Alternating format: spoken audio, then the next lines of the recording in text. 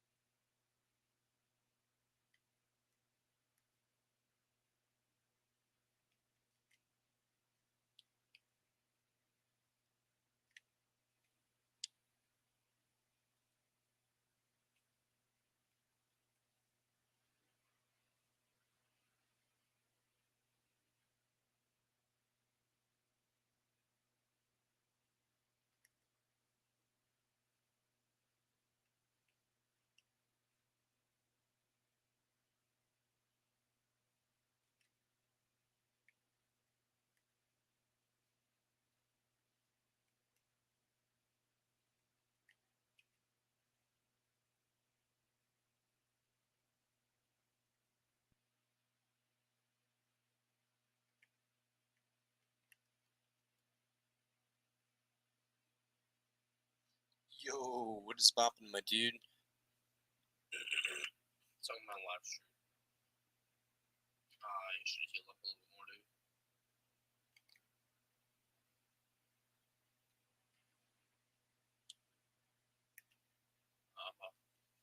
Get lit up.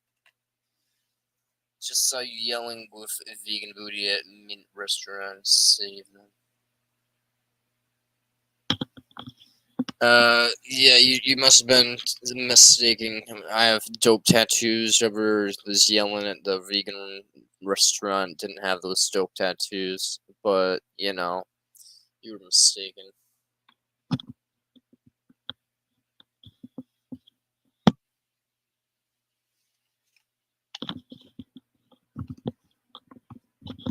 I don't yell. I just suck the manager's dick till he closes the restaurant down.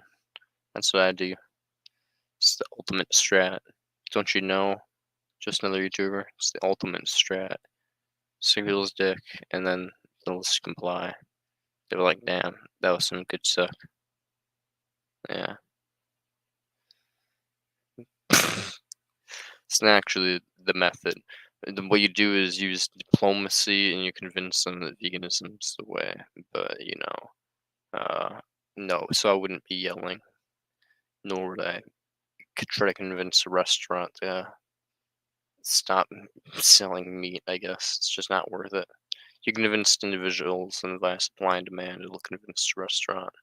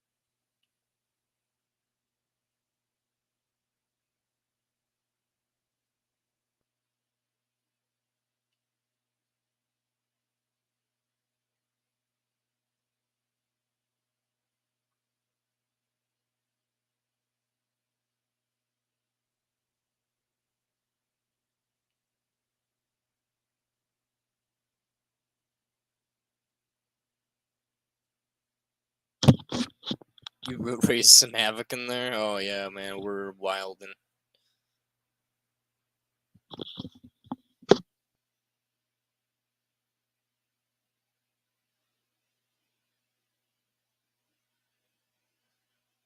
GG.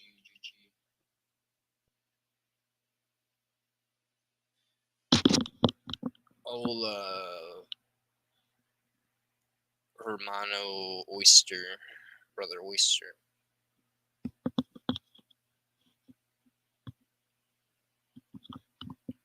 How goes it in your side of the ocean?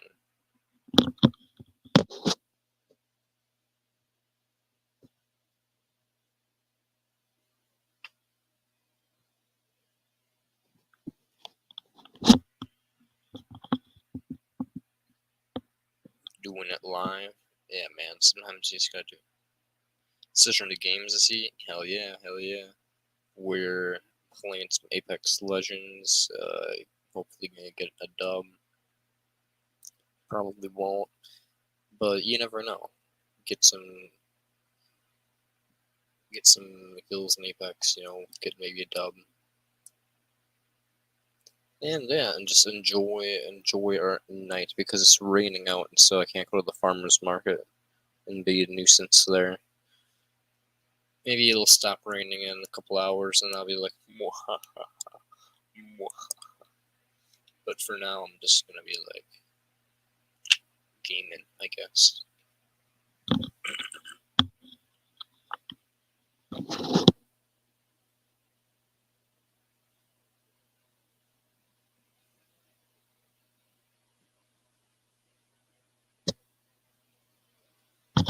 It's not that hot where I am, but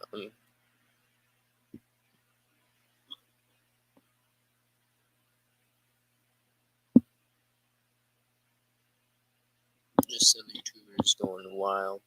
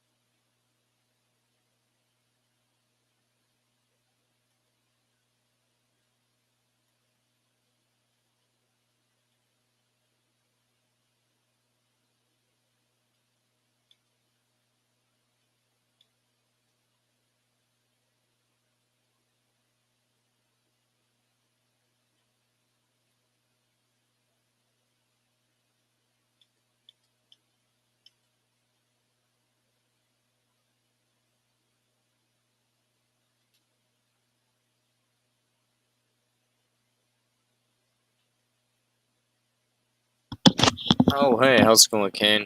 I'm playing Apex Legends. It's just not one person got an assist on another person. It's pretty good.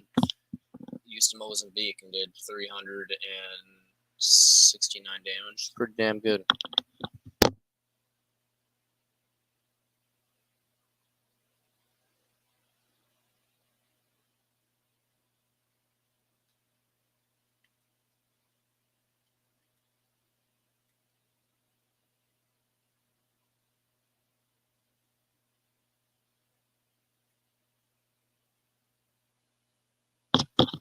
Yeah, man, even Rampart, you can just use your little shields and it amps up your damage. And I just fried some motherfuckers with the Mozambique.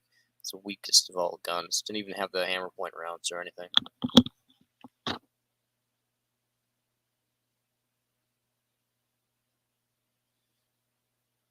yeah, man. Mozambique.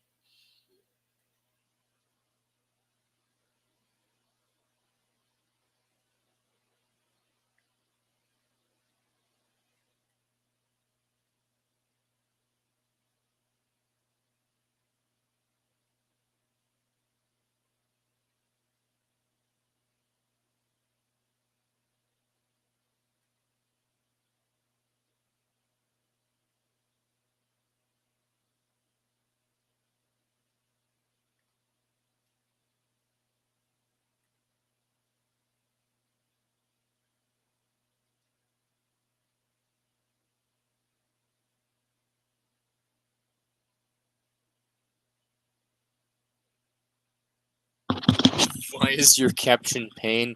Because pain's the only thing that matters, Bullens. It's what the ethical foundations of reality are. So what makes the art exist, my dudes. If you have questions, it's all about dietary ethics on this channel. It's about utility and stuff, but really it's about ethilism. Really it's about ethilism. It's about ending pain. It's about why pain sucks and why pain's worth ending. So, have any questions on that, hit me up.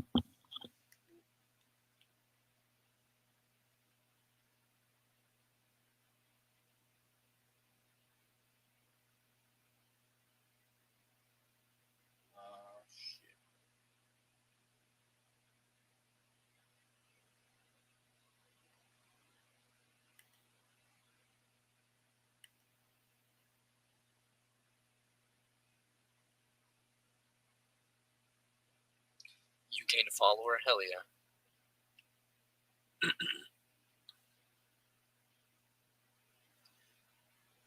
Whoa, we're dying.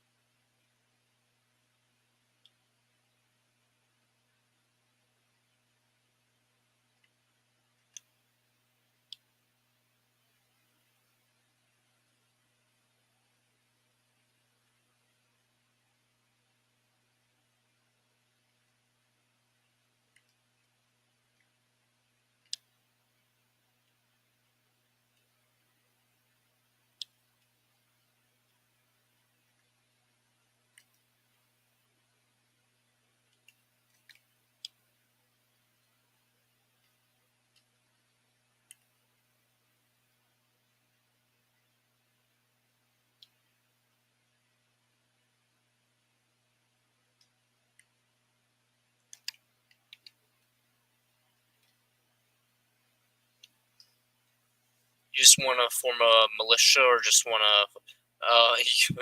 Hey man, I didn't say that. You said that. It's raining out, okay? And I don't want to be like last trooper. I was just soggy boy.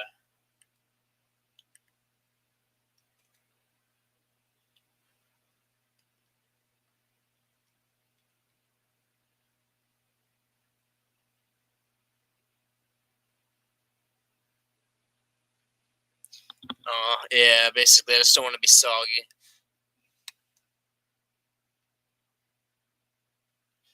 Fuck.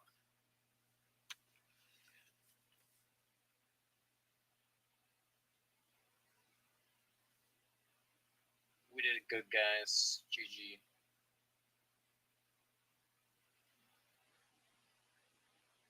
I did 840 some damage. She did 804 damage, and she did 470 damage. Overall, solid damage.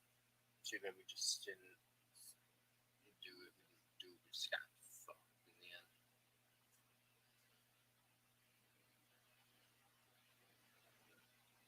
It feels good to play Vampire.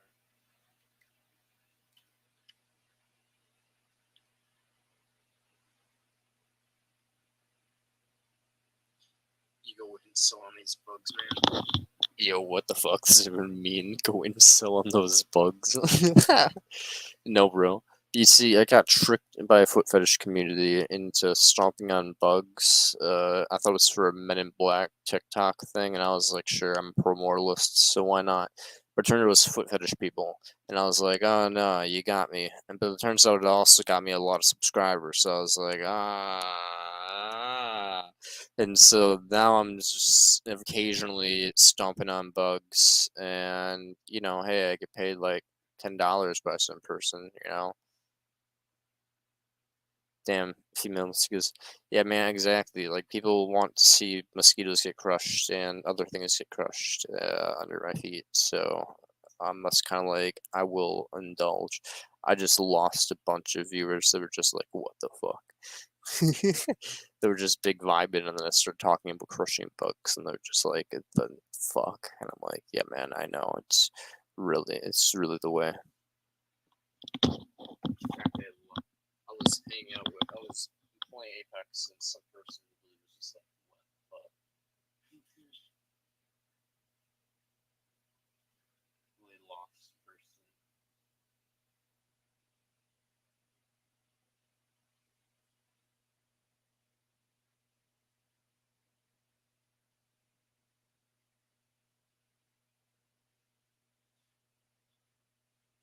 And just Nate Stiller here. Just stoned named Nate.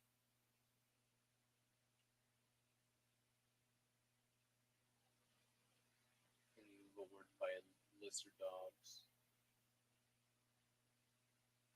That's what I'm doing.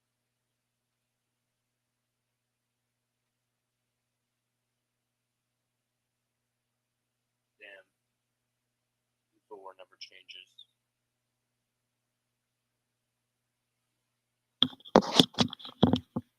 I did do a new feed video, released last night.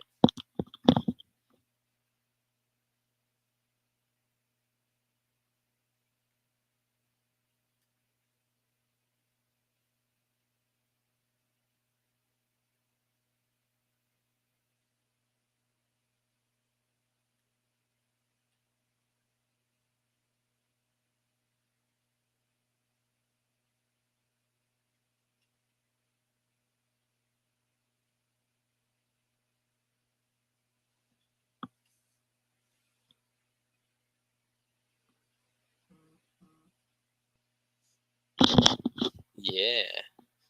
Amen.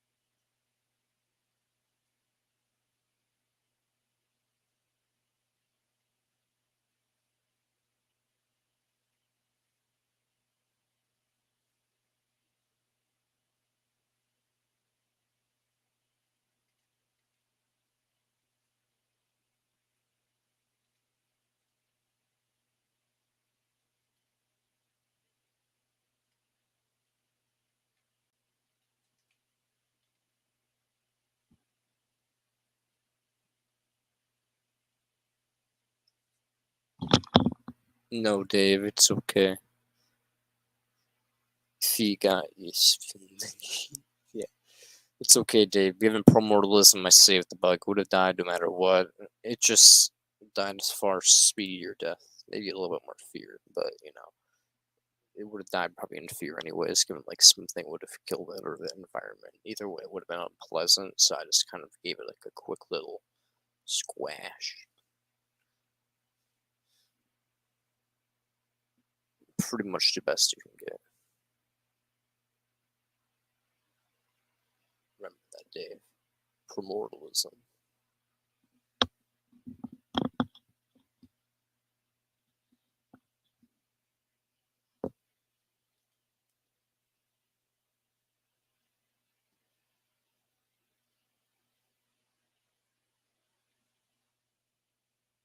I already did.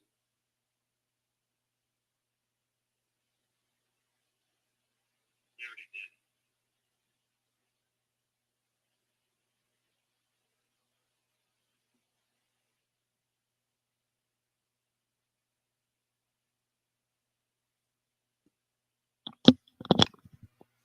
Soft boy crying for mommy while swanking ASMR. Excuse me, the fuck? Do you want me to banhammer you, you little weirdo? We don't talk about weird shit like that here. We keep it to bestiality and murder rape only. We don't talk about femboys. That's gay. Just kidding. No. But when it comes down to it, what you went on about, bro? I mean, you always step in with some random ass comments. At one point, you were talking about like shooting up places and stuff. So what do you mean? You saying I'm a soft femboy? Because if that's the case, you're right.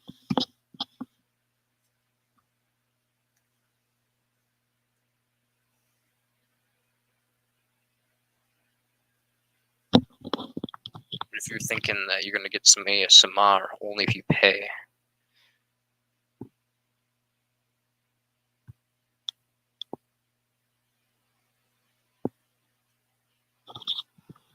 do good money here.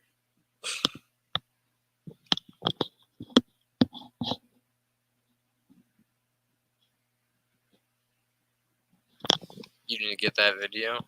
Nah, bro, I didn't get that video.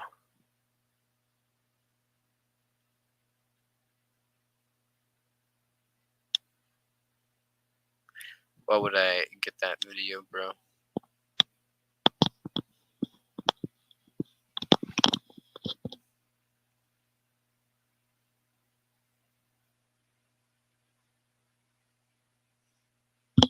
That is a video. Well, I'm sorry, but I'm not watching videos of soft femboys crying for their mommy while swanking ASMR. But frankly, maybe it'll be on my bucket list now.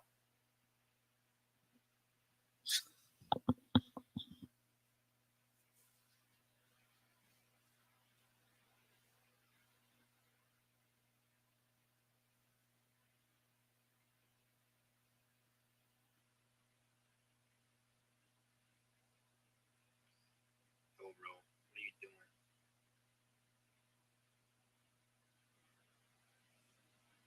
This dude I'm playing Apex with, and he's beating at the femboys.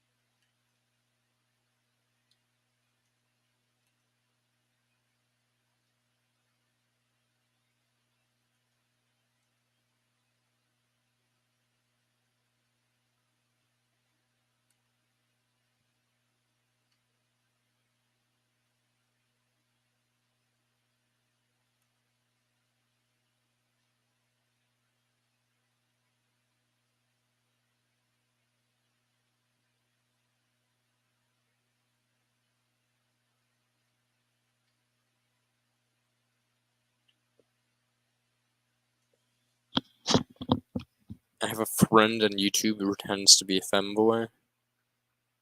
What does that mean? They're like a female, but they pretend to be male? Or they're like a male, but they pretend to be a femboy somehow, but they're actually just super masculine. Like, they're just a beefy dude who, like wears dresses. I don't fucking... how does one pretend to be a femboy?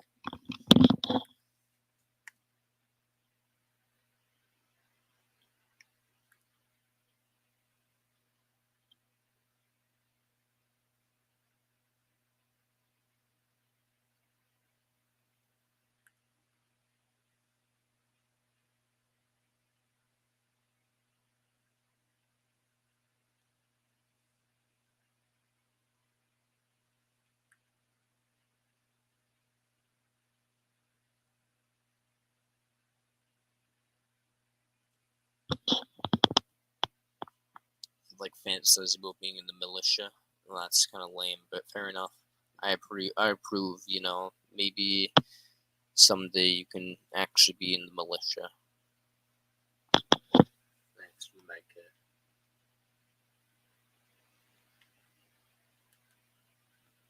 Batman's taking fire.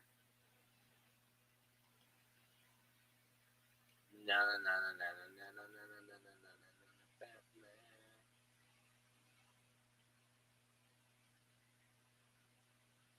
No, no. Aww. Shush us now. Oh no. How can we ever win if we can't rely on Batman?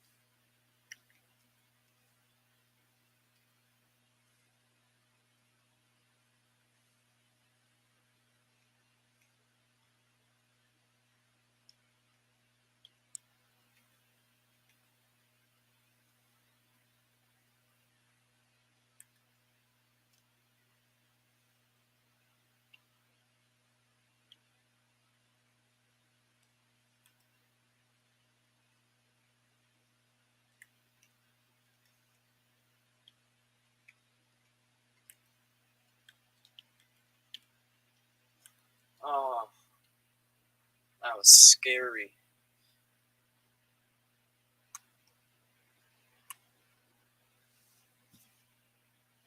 Lord almighty.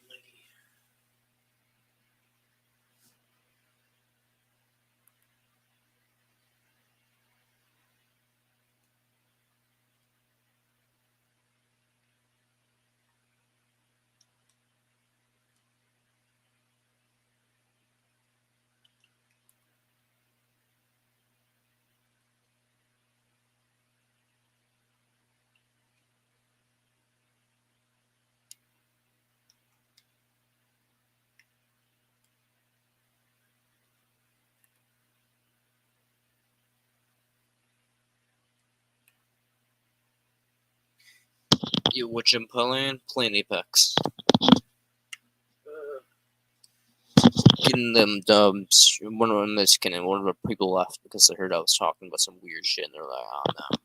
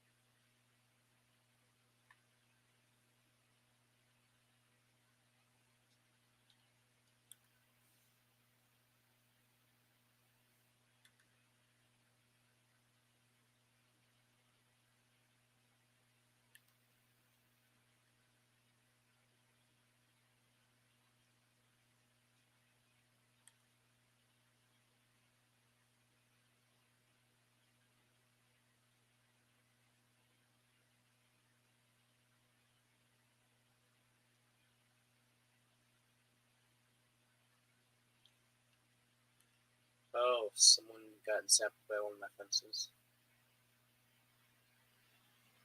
Somehow.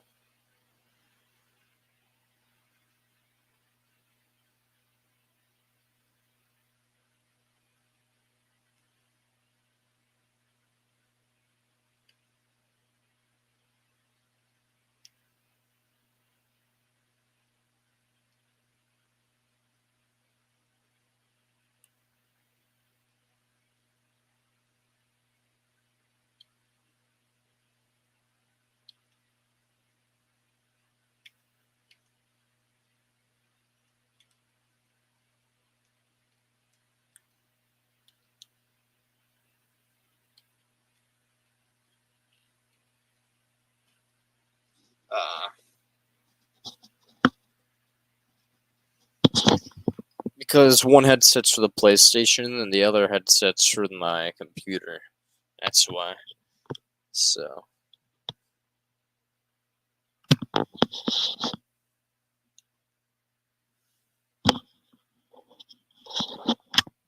What is this Apex? Apex is a video game.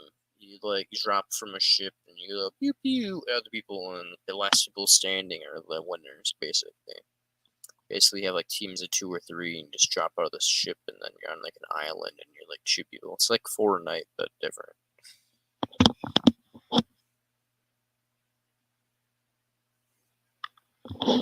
It's like Fortnite, first person. You know what I mean. Pew pew.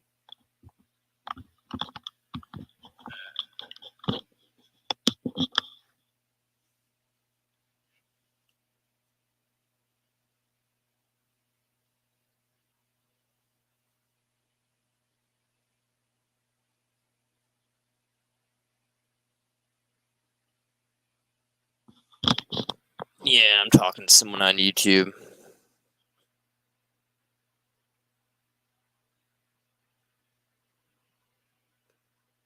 Just knew a YouTuber wants to convince me now that he actually knows what Apex is, and I didn't need to tell him.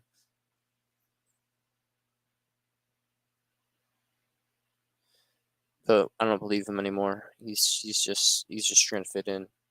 He doesn't know what the fuck YouTube is or Apex. He just thinks he knows what YouTube is, and he thinks he knows what Apex is. In reality, he is a noob. All he does is know how to play Farming Simulator. Just kidding. Okay, I'll be right back. I'm gonna check the weather.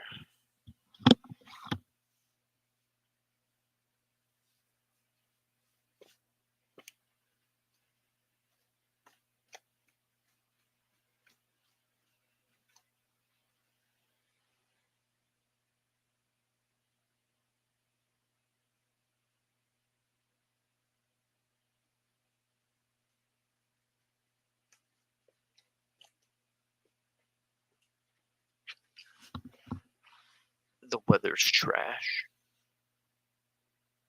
Yeah, it is Apex.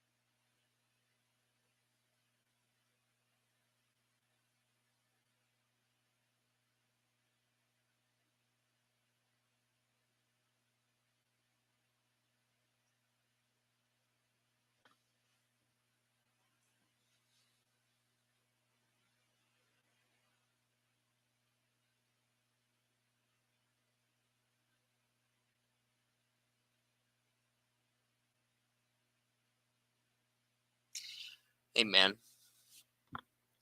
fuck anarchists. I know what I said about anarchists, and it still stands. That means he probably wants to rape or kill people, which means base, but also still fuck them because he, fuck all anarchists. That's all I'm saying. That's all I'm saying, man. Anarchists will not. It won't work. It can't work for Ephilism. If you want to eliminate all life on the earth, you need a government of some sort to do that. You can't just convince people to do that and have it like work out. Like, how are we gonna do that? It ain't gonna work out very well. So you need a government of some sort. You need some structure going on.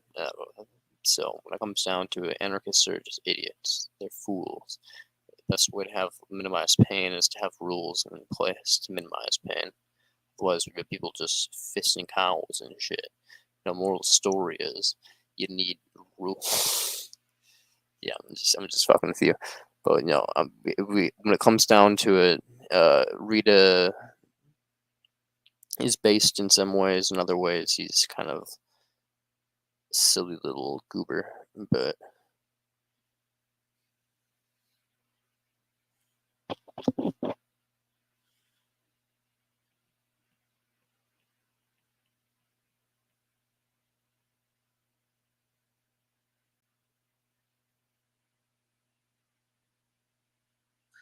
they will only hear their programs. Yo, man,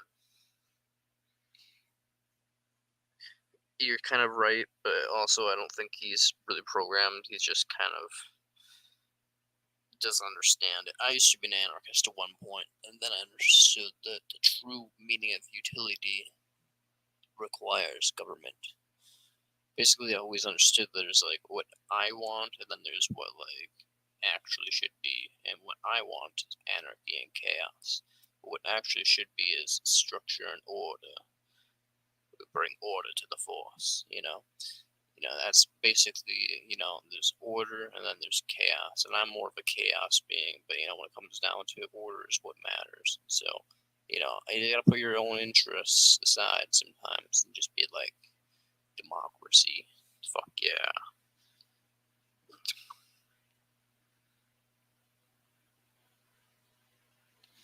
Want to get some dubs in Fortnite? And maybe a little bit, Philly. Maybe a little bit. Right now I'm gonna mix some potatoes, I think, and I'm gonna eat those potatoes and Maybe not, though. Who knows? I'm gonna eat something. And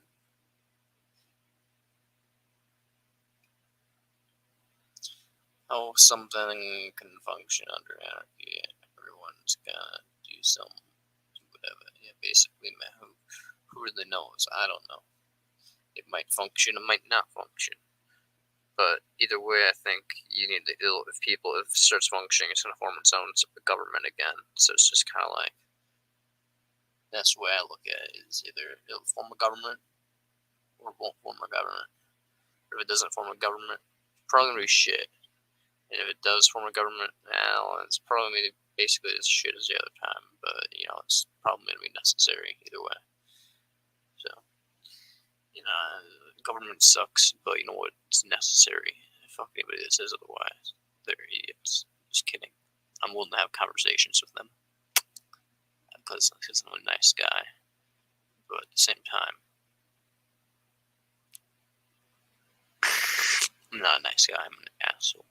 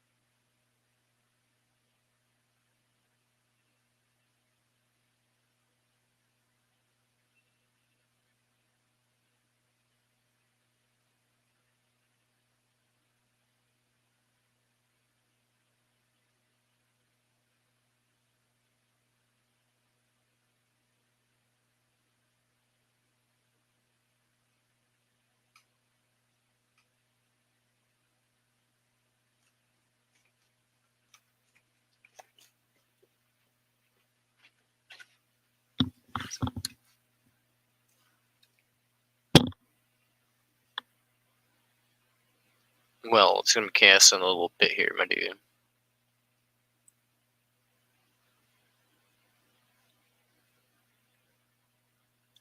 Because I'm gonna take shots a little bit here, but not for right now. Right now, I'm still pretty much sober.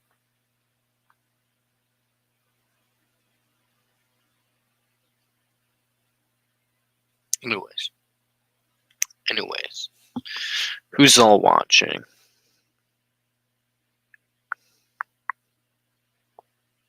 We got 2 people on YouTube. We got a person watching on Twitch. As you.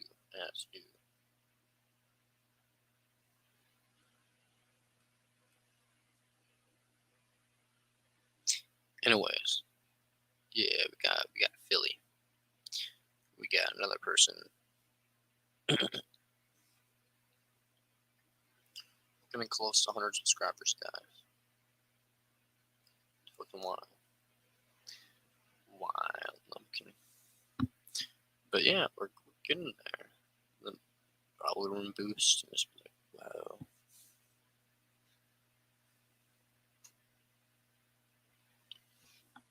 So Philly, if you haven't subbed to me on YouTube, sub to me on YouTube, my dude. Just kidding.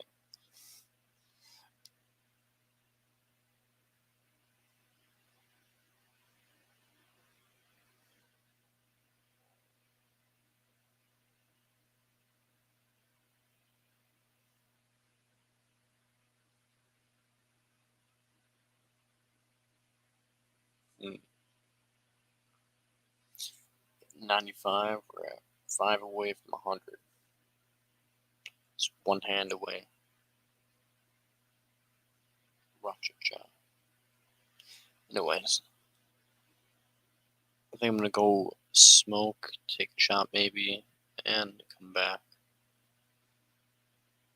And then we can discuss life.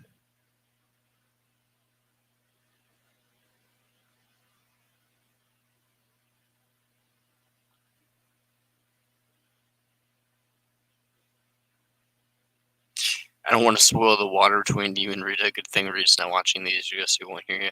Yeah, no, I'm not. I'm not gonna. I'm not gonna talk. I don't talk too much shit. I just talk shit about everybody. But when it comes down to it, I like Rita. Rita's cool, but I do think his takes on women are a little not based, and I do think his takes on anarchy and like fucking Nephilim and like conspiracy stuff, like and do it live.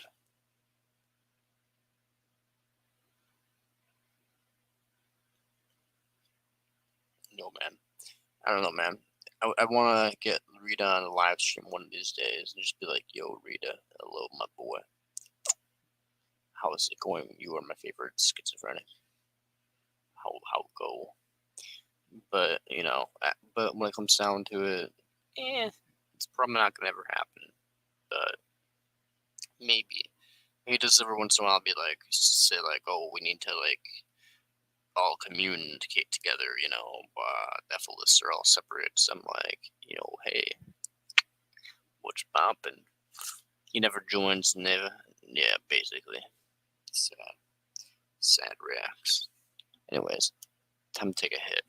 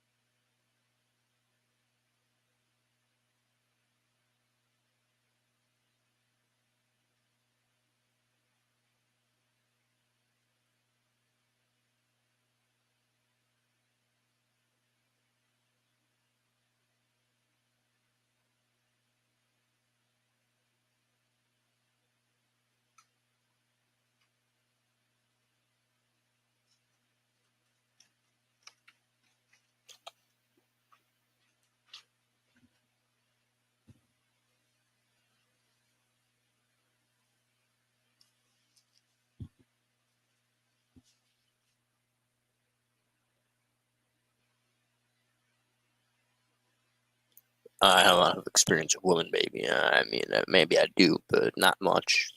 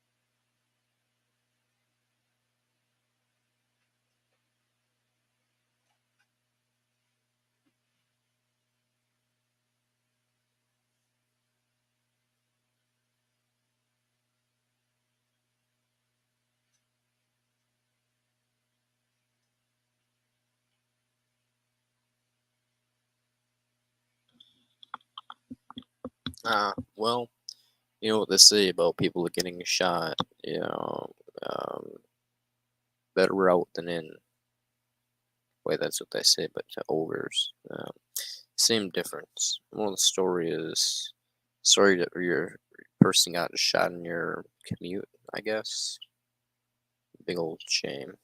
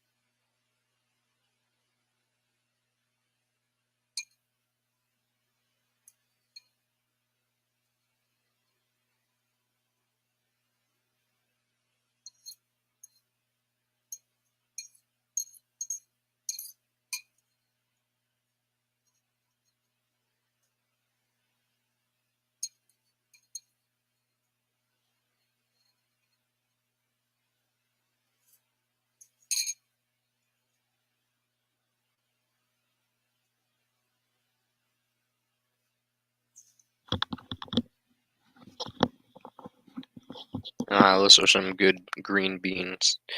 Because all we do is eat beans on this channel. Just kidding. But we do eat a lot of beans.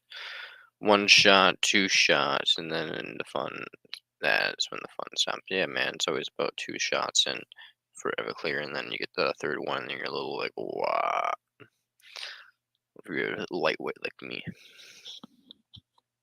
And again, 95% of clear is still pretty good.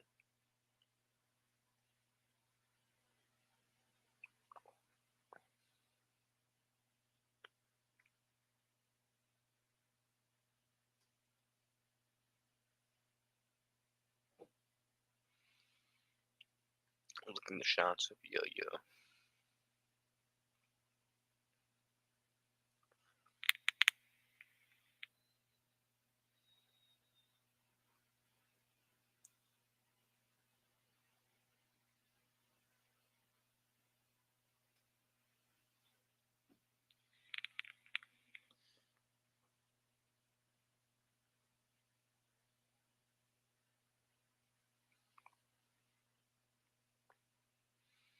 Well, criminality is not cool.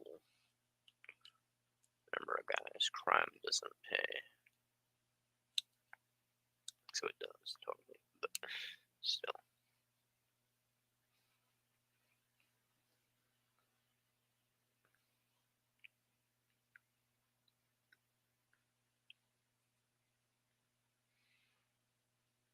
Remember, guys, crime may pay, but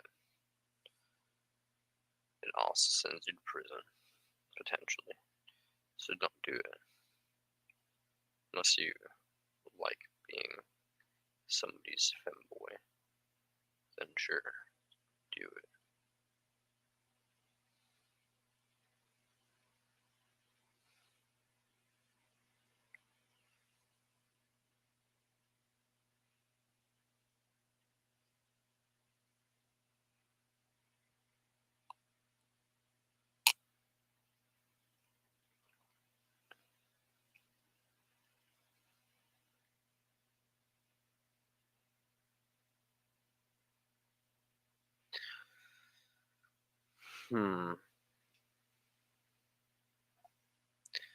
Don't go trying.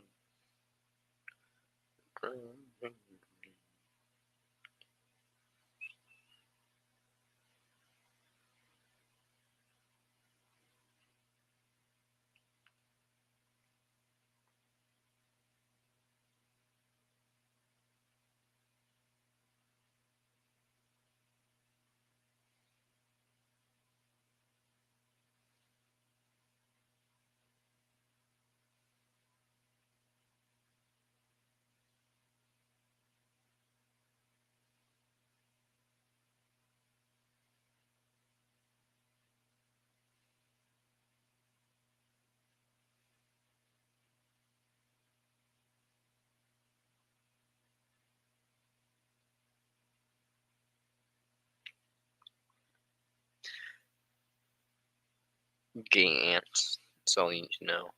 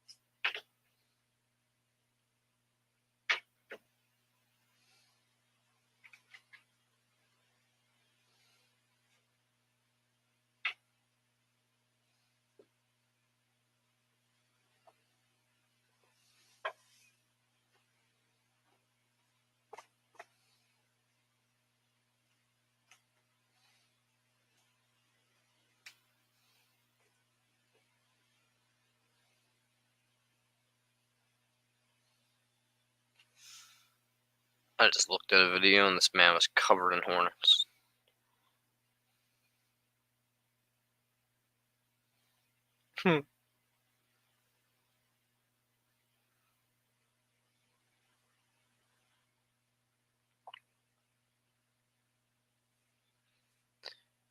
Or rent. There was some guy who was screaming at the bottom building. He lived in some apartment.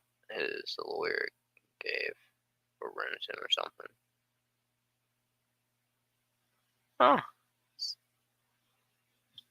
As one do, just get like some meth head apartment and then just like, ah, you know. I would scream too if I had a free apartment. I just wanted to be a free man, but I was confined to an apartment. I'd be like, let me free. You don't understand, just another YouTuber, because you haven't been confined by the law to one room. Maybe you have. Neither have I, but my astral projection abilities that I may or may not have, just kidding, I don't have them at all, tell me that eating ass is good for the soul. Now, they say, how is that anything relevant? And I'll be like, nah, it's not. But, holy shit, bro. Imagine some dude just screaming in their fucking apartment building. That's fun. I lived in an apartment for a little bit. No, I didn't. Just lying. I'm lying. I totally did, though, but I didn't. But if I were to have lived in an apartment building, then it would have been, like, really weird if there was, like, someone screaming in the bottom, like, where below me. I'd be like, well, guess there's a fucking banshee. I guess I'm gonna get, like, killed tonight or something. I wouldn't assume that I would live. I would assume I would be a dead man. Similar to the story, or that there's like a domestic abuse situation going on. Either way, it's not very cool. I mean, maybe it'd be even pro-mortalism. Maybe it would be cool if it was Banshee. I don't know, like maybe I'd die instantly. If I died instantly, maybe like Banshee powers are pretty dope. Mosquitoes though are fucking nasty as shit in this state. Screaming always at someone on in his phone, trying. Oh my god.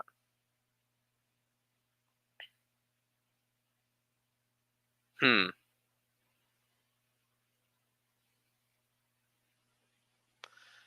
Understandable, understandable. Sometimes that guy sounds like he's definitely on something. As I said, crackheads, man. They would be wild.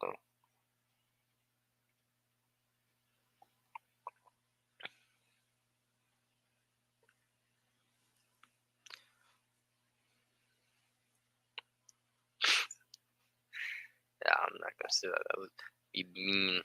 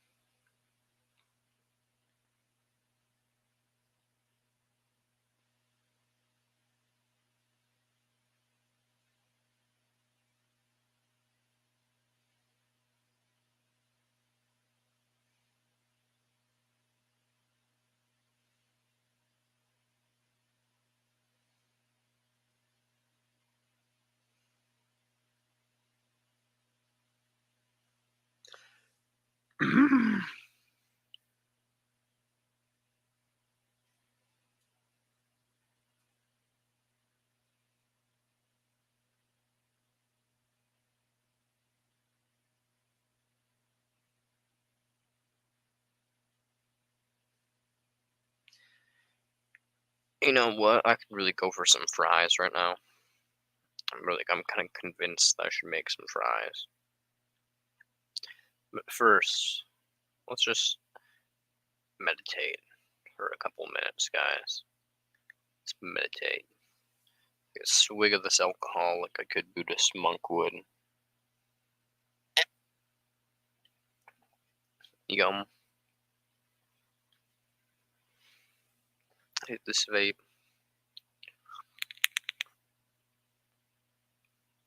Now my desires have been satiated.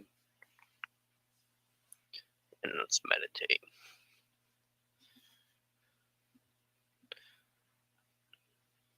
No, it would bother them when she screamed about it.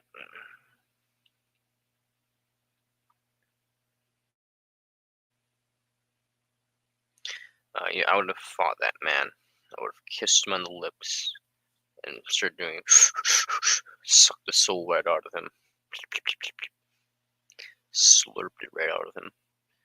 Sucked the breath right out of his lungs so he couldn't scream anymore. That's what I would have done. Okay. Let's meditate. Om.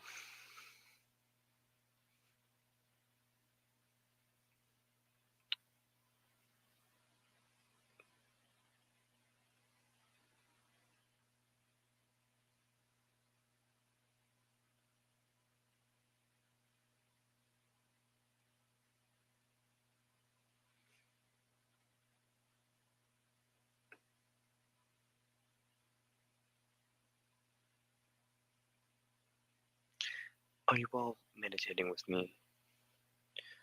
Remember, to meditate, you must breathe in, hold, breathe out.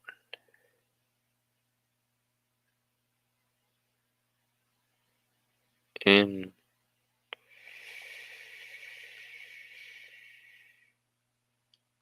hold, and out.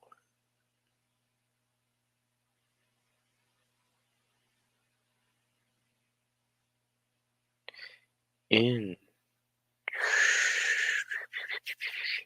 Yo, Colin, do you want to join our meditation session? Do you want to join the meditation session? Colin does not want to join the meditation. He's failed the vibe check. Just kidding.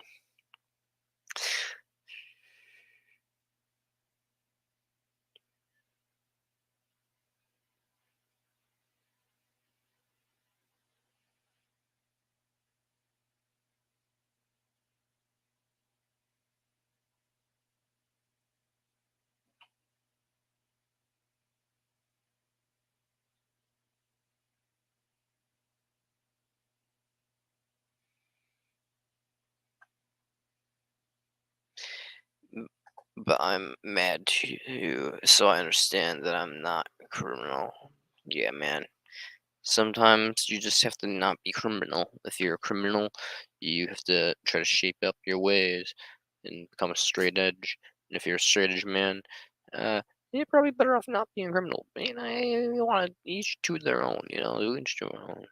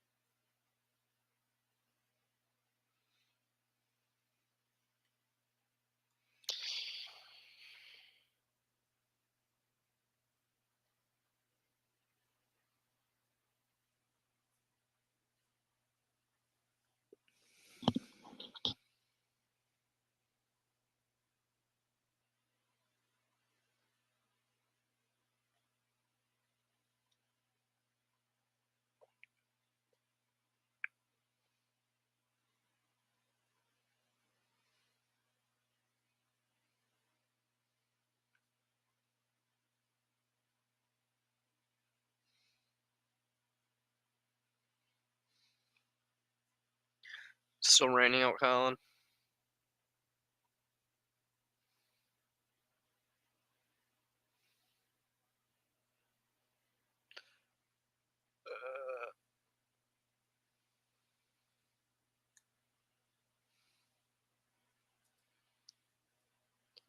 I want to have sex with my arm.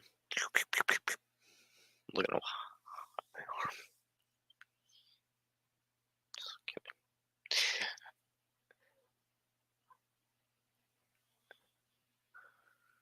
Colin, is it still raining outside?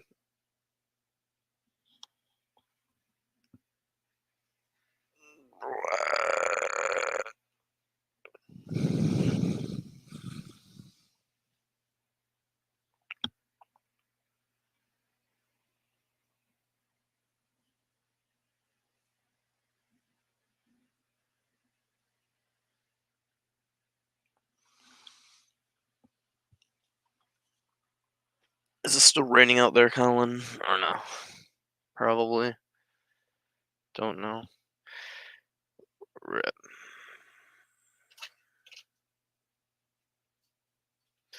I want to go to the farmer's market, but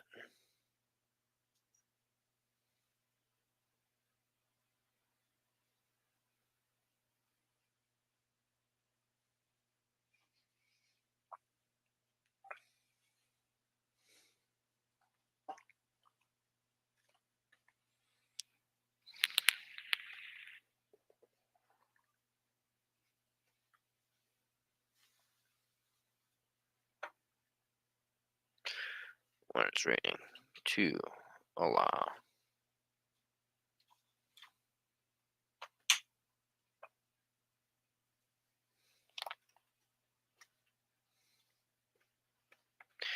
Pain. All I know is pain. Pain. It's driving me insane.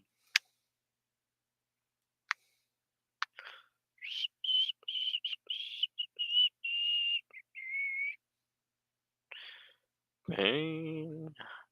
All I know is pain. I won't leave without you.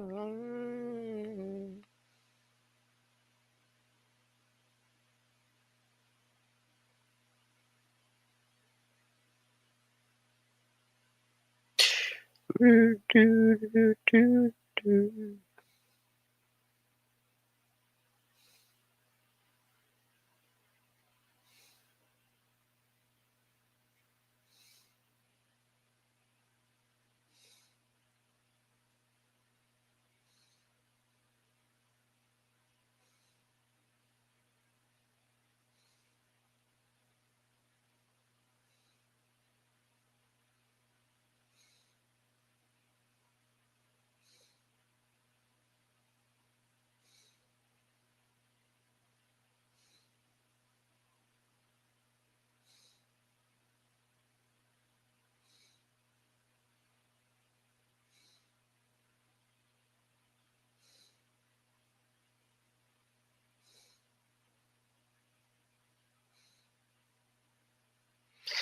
I'm just straight mad. Some more got near today to the elevator, open the elevator. He doesn't walk in, press my floor, press the button.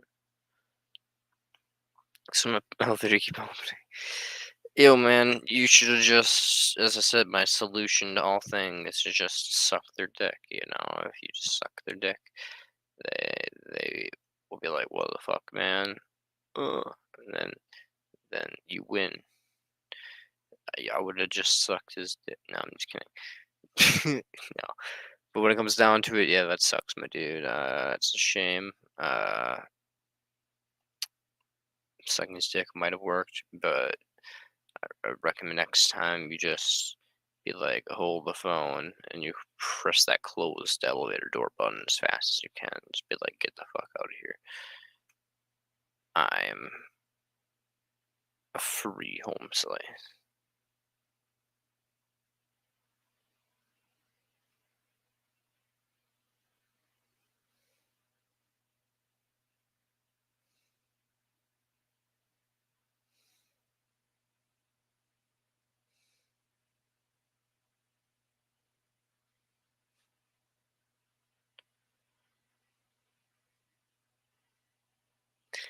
You know what two people and me like, fuck, how is you gonna...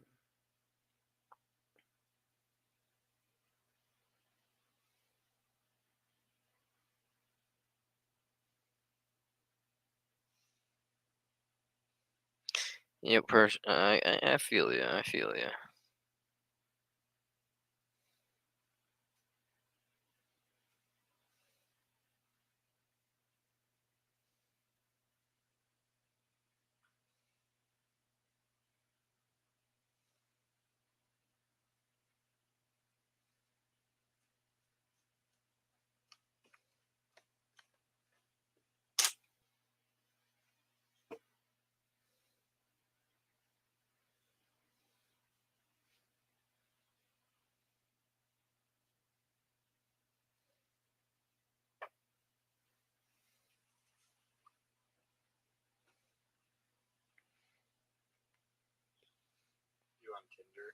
No, it's even more cringe app than that, Colin. Got banned from Tinder. It's Facebook dating. Apparently, it has a pretty high success rate, but at the same time, there's like no one there who's like attractive, and no one there is attractive who wants to swipe right on me or push the weird heart button, I guess. I'm just trying to get laid, homie.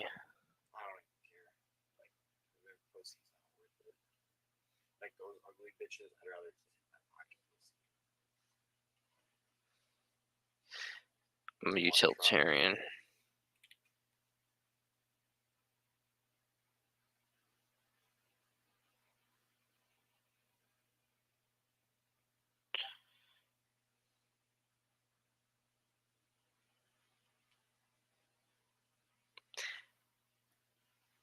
So maybe you don't understand.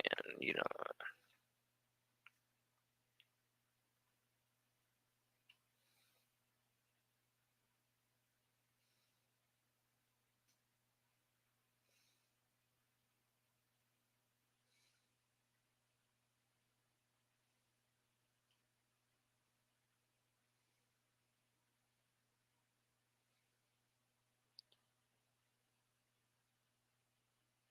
You need to talk to someone, a store manager, and hear that sucks, my dude.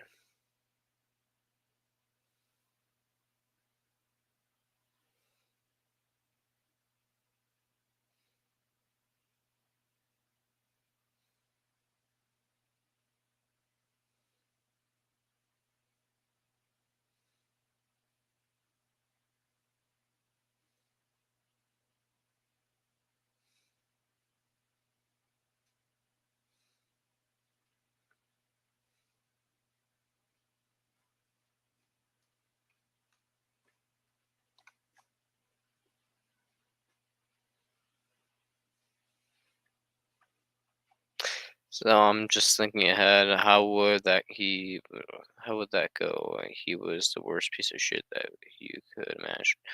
Well, I'm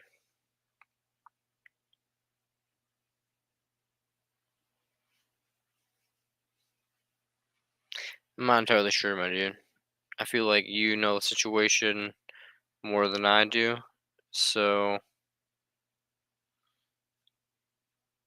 you'll have to assess that yourself and make the most rational choice you can. Remember, do it from the cognitive, not from what you feel. Remember, if emotions are dumb and gay, uh, I'm thinking about making. Oh, you're gonna do that, sure. But I was gonna say I should make fries because I can have fries.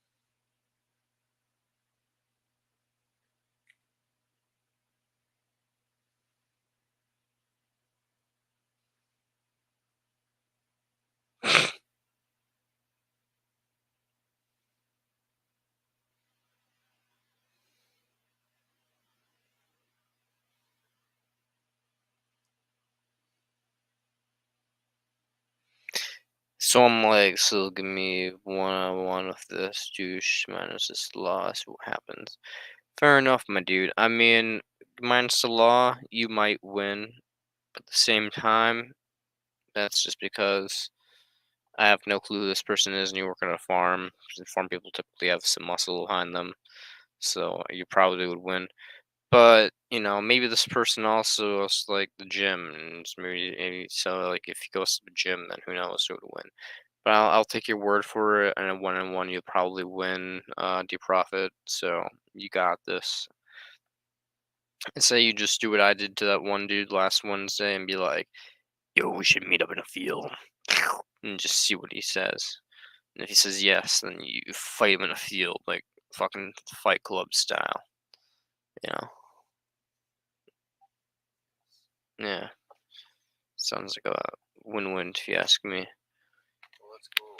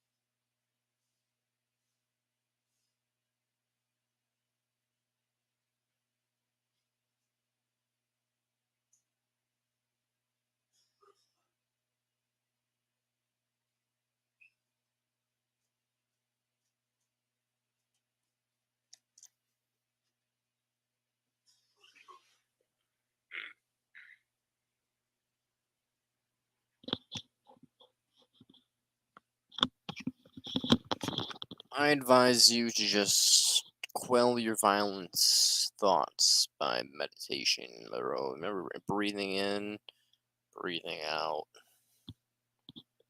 breathing exercises that make you don't have to think about life.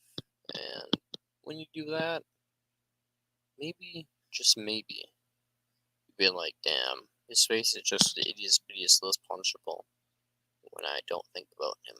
Slash think about him in a weird meditative sense. And then you'd be like, damn, it's kind of gay. And then you'll want to punch him again for making you think gay thoughts. You're like, ah. But yeah, when it comes down to it, you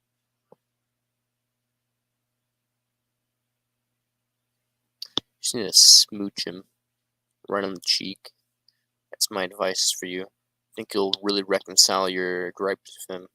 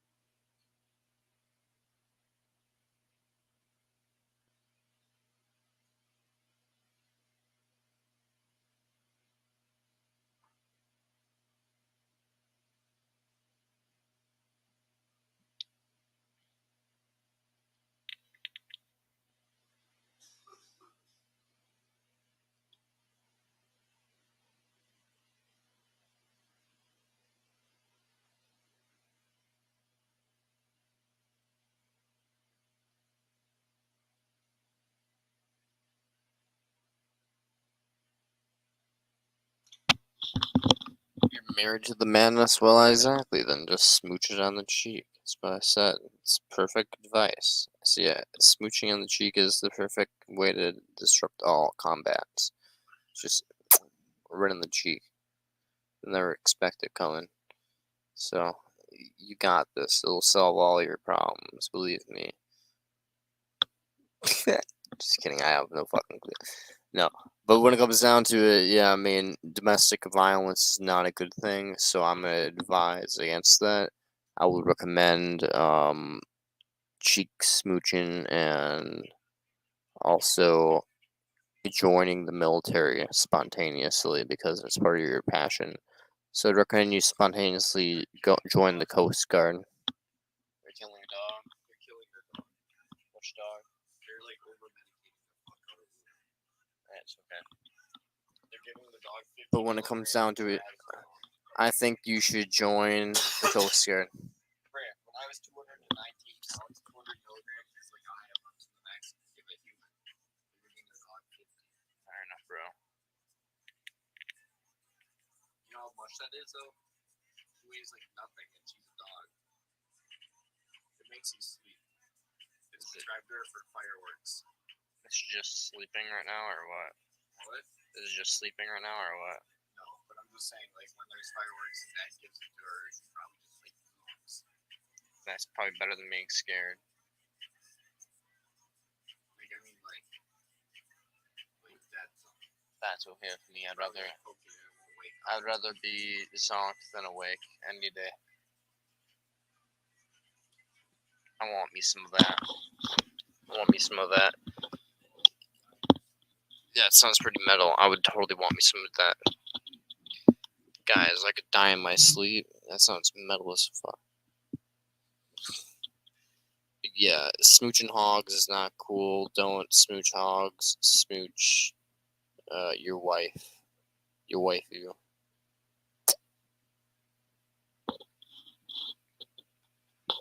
Or don't.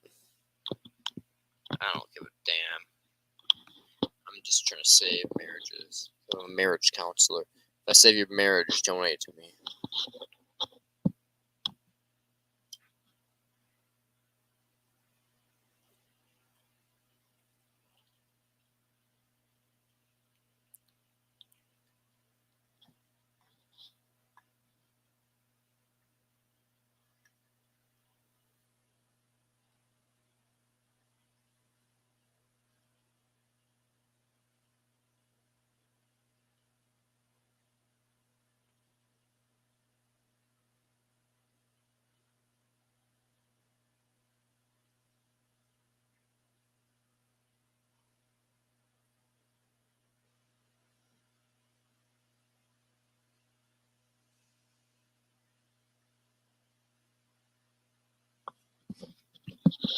Well, all I can say is if they're looking to fight and you're not looking to fight,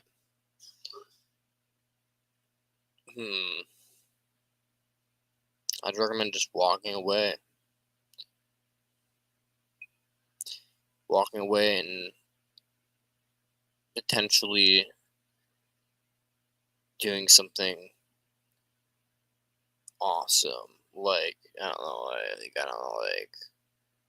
if you want to, if they have a bunch of land too, or money, you could like cheat on them, and then bing bang boom, they'll want to break up with you, and then bing bang boom, they'll take half your shit, but you also take half of their shit, and then bing bang boom, it's all good in the end.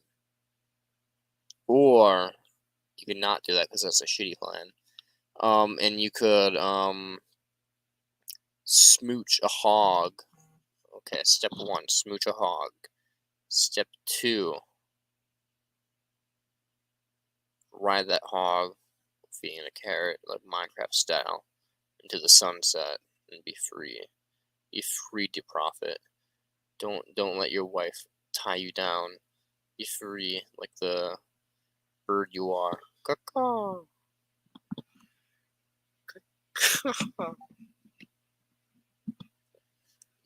You are a little canary on the inside, don't you know?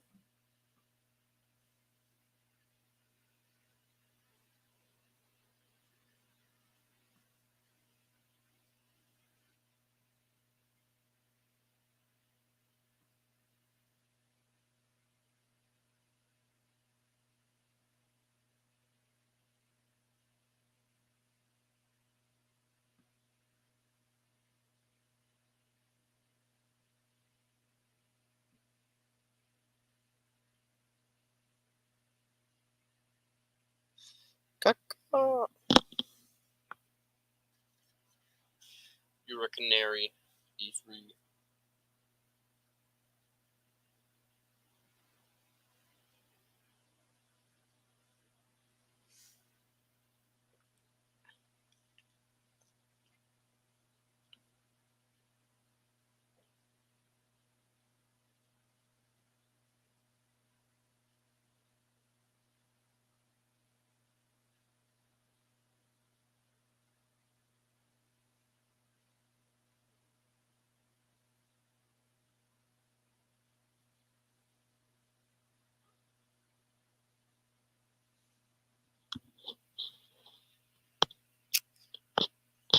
Everybody's gone.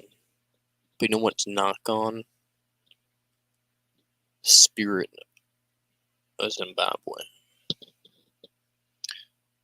Rise and grind, people of Zimbabwe. Rise and grind.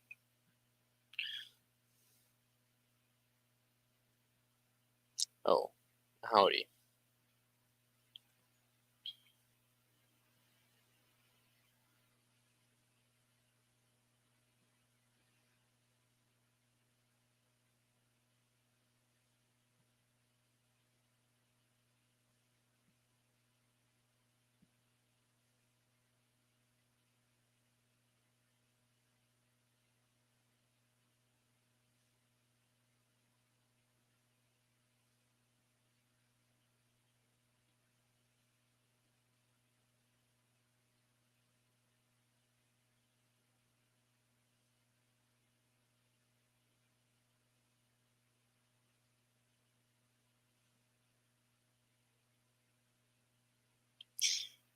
Wow.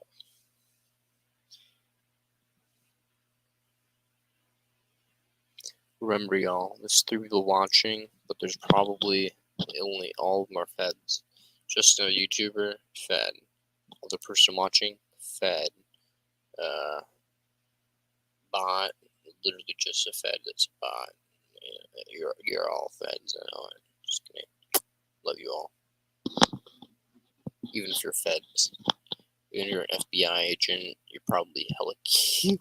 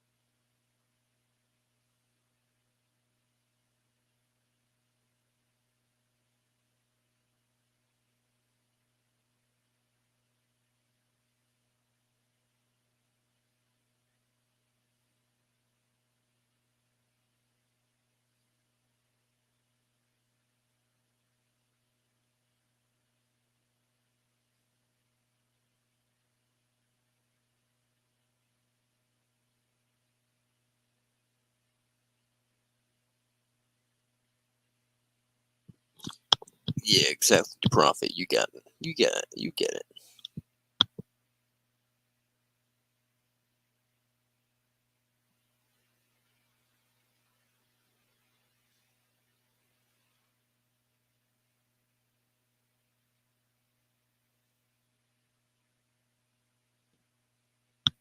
Looking like a cool fucking whale carcass. There's a bunch of octopuses just like fucking big chilling on it. It's fucking dope, actually.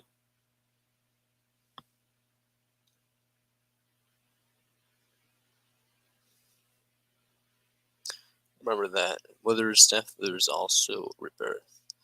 So even the ocean has some dope ass shit at the bottom of it. Everything's just like dead. It's just like random ass like little spontaneous food gasms of fucking yeah. Oh my god, that was the most adorable thing I've ever seen in my entire life. A horseshoe crab was dancing. You're like, how is horseshoe crab dancing? I'll tell you. Robocopter. Yo, bro.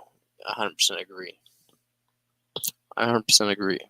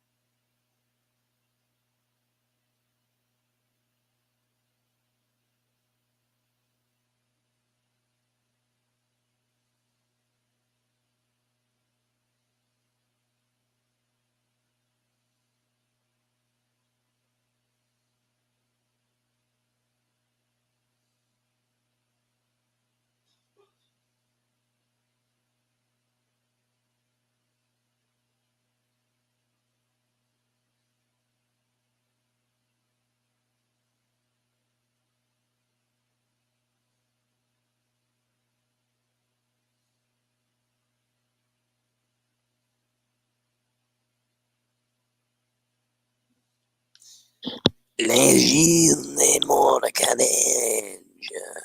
Oggi Morcanege. Oui, oui. Oui, oui.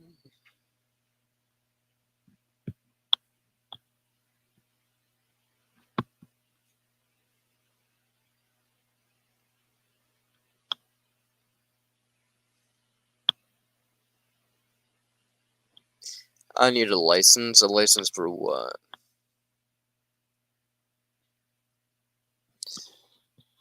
For being a robocopter?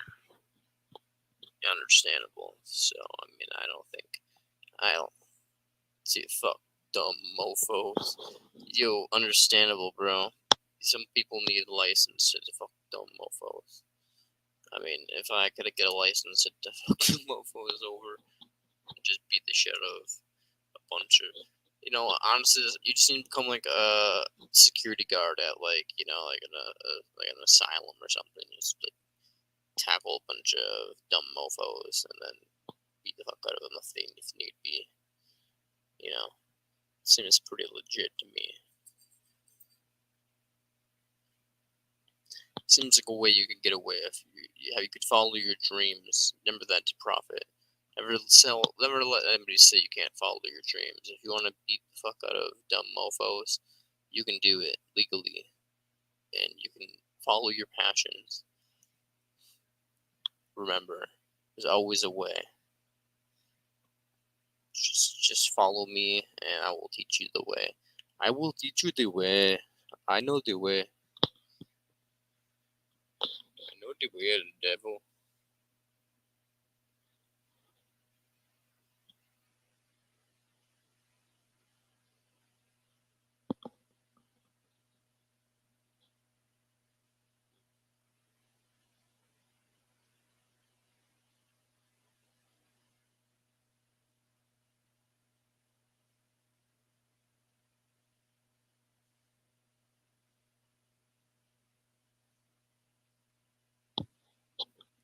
You know the way of the devil.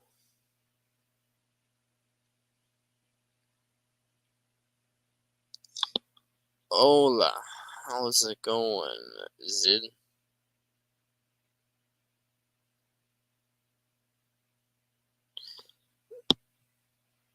Whether I should give shit, this world doesn't care about nothing. No, that's what I'm telling you, my dude. You should be stoic so long as stoicism doesn't harm another person. Remember, inaction is action. So, you should not give a shit about the shit that's being thrown at you, but you should give a shit about the badness in the world. If someone's in pain, you should try to stop that pain. But if someone's being a dickhead to you, you shouldn't just be like a little beta bitch or anything like that. But you should also at the same time be a stoic about it and be like, you let your words wash off me like rolling water. Basically you have to just be like you just have to not give a flying fuck. You just have to be big chill about things. And if you're big chill about things, you will not be in suffering. And then if you're just aware of the pain of everybody else and you're like, this just sucks, guys, other people are gonna be like, dang, this kind of sucks too, maybe, which is good. And other people might be like, damn, that sucks. And which then you'd be like, if you want to hurt people's feelings, then good for you. You can hurt people's feelings, but also dealing utility. Once they get them out here wilding out like monkey. Sometimes you just gotta embrace monkey, though, bro. You just gotta embrace monkey. Monkey.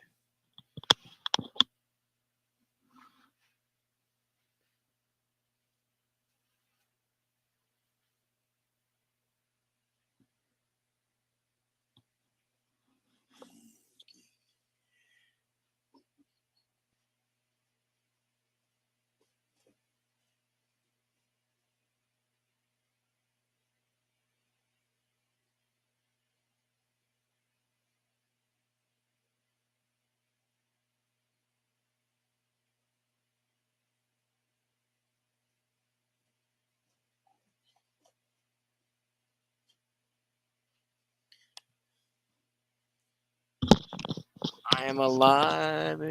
How's it going, R1FTT? How's it going? I just came back, just as I left as you came in, and then I came back as you were like, oh shit. Yeah, how's it going? Just big vibing. That's what I'm doing.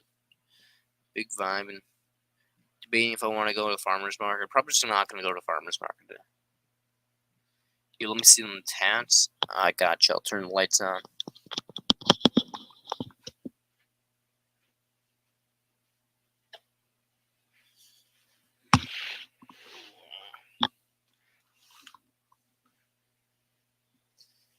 So we got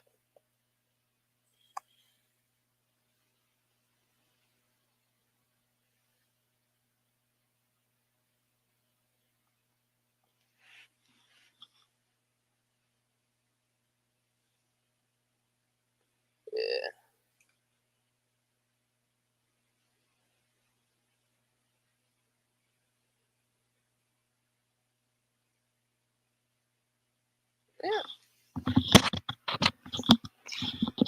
Thanks, my dude. I appreciate it.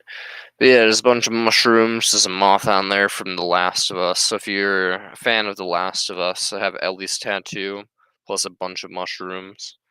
So it looks dope as fuck, as you said. Hell yeah, thank you. It looks really beautiful as well. Lovely. So if you're a fan of The Last of Us, I have literally Ellie's tattoo from The Last of Us combined with a bunch of really dope mushrooms. It's like giant mushroom force. Oh, and then I'll be arrested. So when it comes down to it, my tattoos pretty dope. Plus, it's from a world famous artist. So hell yeah, got my tat. Do you like the series? The series is amazing. I love the series. The video game is a 10 out of 10, and the show is also a 10 out of 10.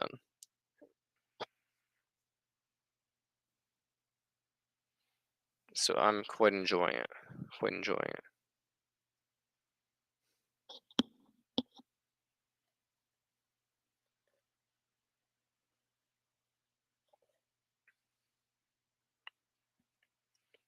Subjectively, my day has been okay so far.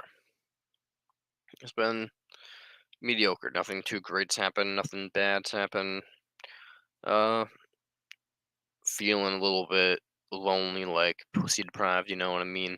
Other than that, like it's pretty average day. It's just like it's being like, but hey, man, it's nothing too weird for me because I've been like single for like a long ass time. But like, it's just the huge man. Just being like, God, could I use some pussy? But at the same time, it's just like, hey, man, life's not about pussy. Life's about preventing suffering, and I can do that. I can prevent suffering a little bit. So when it comes down to it, that's what I'm doing here. I'm just trying to like converse with folks about suffering, about the nature of pain, and about how pain's bad. I said I don't give a damn, and I said I don't believe in God when I was arrested once. Damn, just another YouTuber. That's pretty metal. Uh, basically, you guys can't see it, but uh, basically, there's people on Twitch talking, and there's people on YouTube talking, and I can see them both. Well, this person on YouTube's like, damn, and this person here's like staying at home. It's not getting you any of it. Hey, man, you're 100% right. You're 100% right. Staying at home won't give me pussy, but when it comes down to it, online dating apps might, and I'm trying them out a little bit, and they kind of are somewhat working, but I'm only matched people that want to fuck me who are like miles away, and I'm like, damn, rip. And so it takes like hours to get there. So like maybe two. So I'm like, it's not worth it for me. Maybe it is worth it. But who knows? Maybe it may not be. So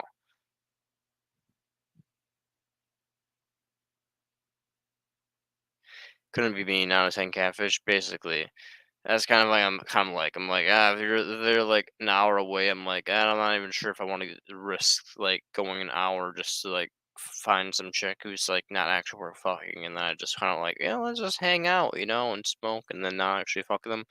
As much as I want to drive an hour just to hang out with someone, that'd be cool, I guess. I wouldn't really mind too much. But at the same time, if I'm trying to get laid, I'm trying to get laid. So it's like, as you said, 9 out of 10 catfishes, yeah, don't want to risk driving like an hour and a half just to get catfished. So when it comes down to it, it's a struggle out here for males. It's a struggle out here. Most dating apps have a bunch of males, not too many females, and the females can just get a bunch of the mega chat dick.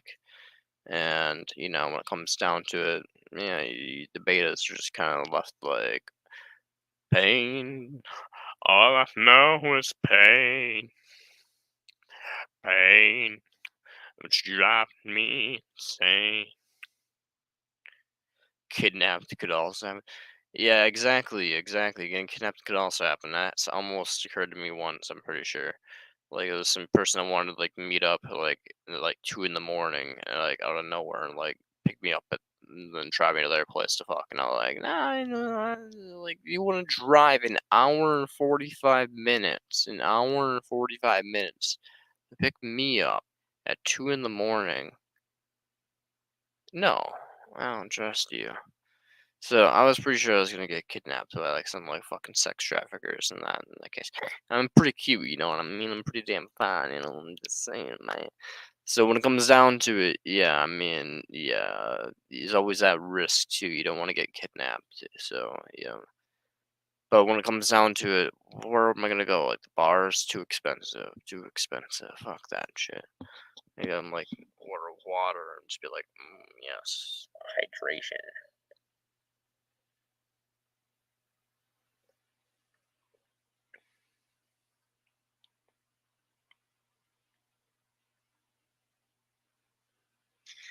Apps are risky, but they're free.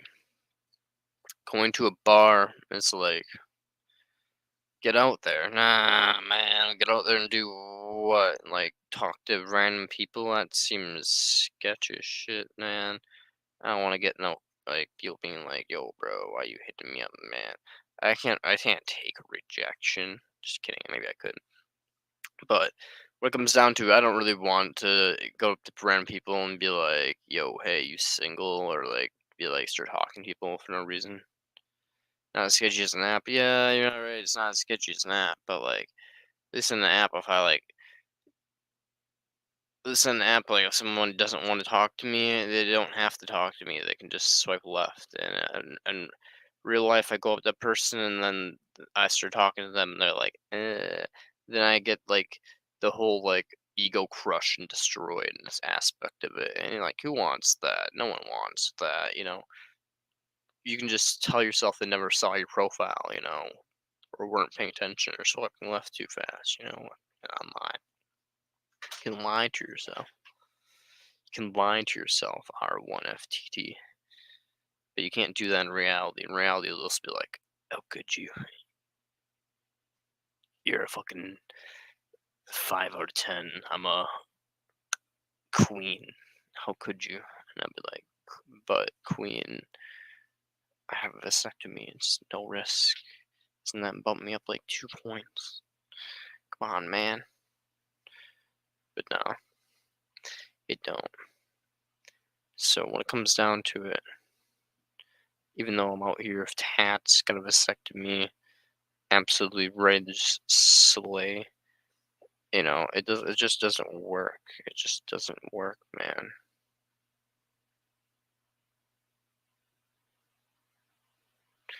Like, what am I gonna do? Like, go to like a bar and just be like, "Yo, women."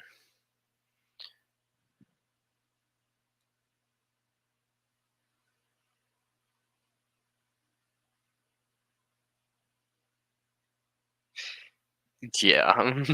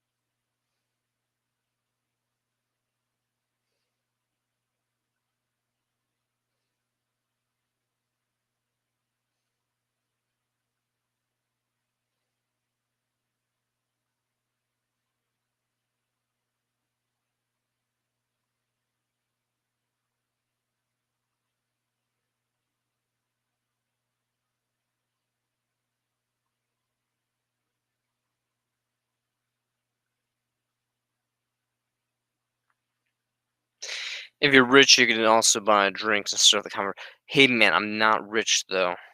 Though I just matched with a really attractive chick on an app called. Okay, okay.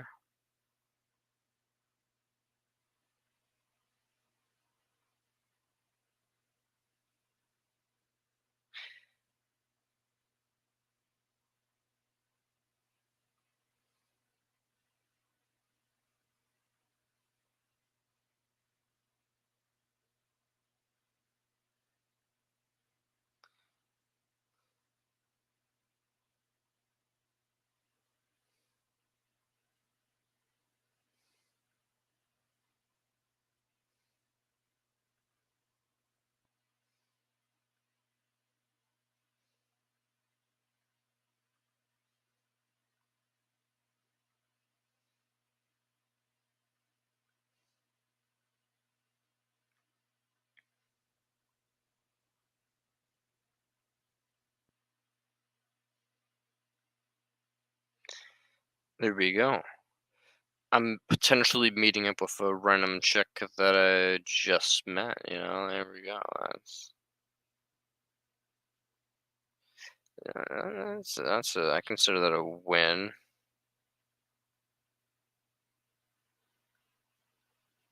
Bring a gun, LMAO? No, man. I'm just gonna get kidnapped if it comes down to it. I'll bite my own tongue off and bleed out. I'd rather that than, you know, well, first I'll go for their neck and try to rip their throat out if it turns out to be a sex trafficker. I'll try to go for the old rip out the throat technique. But when it comes down to it, no, I'm pretty sure this person is just an actual person. So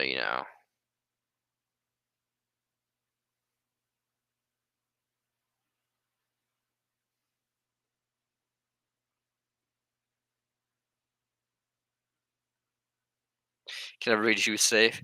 That's fair, but people don't expect you to rip their throat out. You never know, Riff. You never know.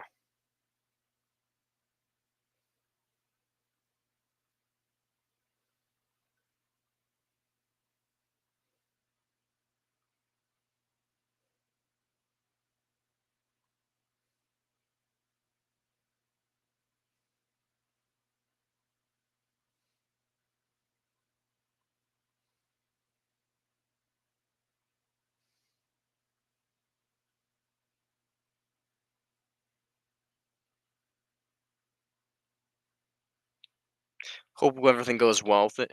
If I don't if I go be like, yeah, man, got a date this time, this hour, and then I never come back again.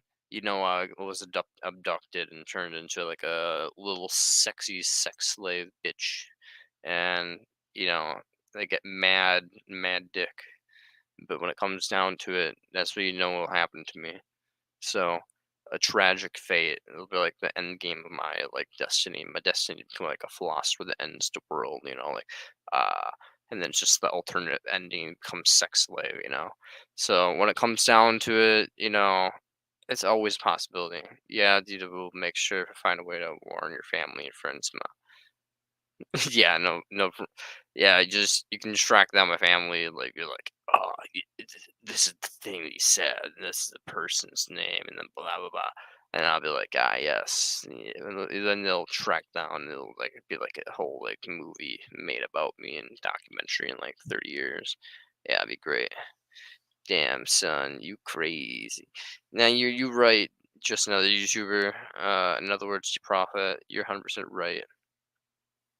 I'm not talking to myself. I'm talking to another person, bro. See, I'm talking to people on Twitch, bro. That's just someone. There we go. Someone street. Let's be safe. Yeah, I'm gonna make sure to meet them in like a back alley of like a like a fucking Buffalo Wild Wings or something. I'll be like, yo, I'm not even like I'm vegan, but like this is like such a cool place. I love their fries, and then they'll just like stab me to death and like take my organs. BRB, by the way.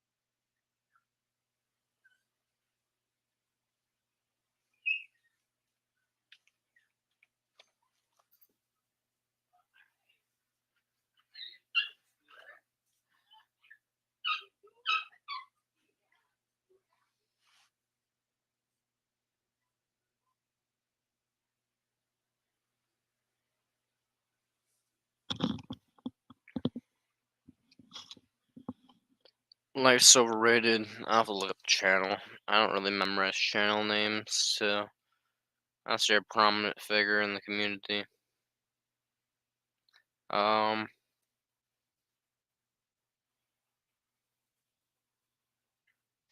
Oh yeah, yeah. You're 100% right. I mean, yeah. I mean, I agree, but I mean, I like some of his stuff. He's right about some things, but in general, yeah, he's too much of a nihilist, and I have massive disagreements with nihilists for the most part. I think there is value in the universe and the fact that pain exists. So it's like you can't just be like, oh, there's no God, so therefore nothing matters. Because even if there was a God, I mean, how would you get value?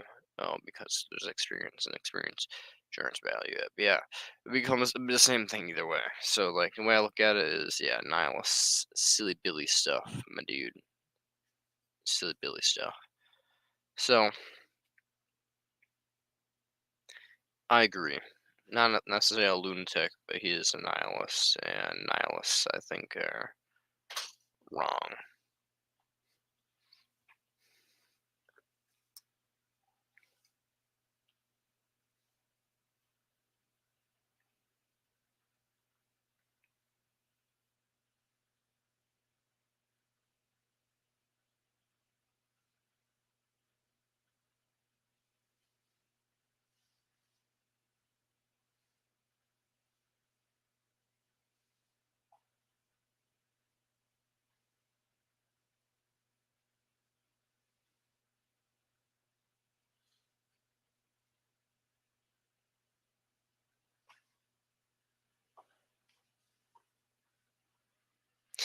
Why am I antinatalist? Because I think suffering's bad.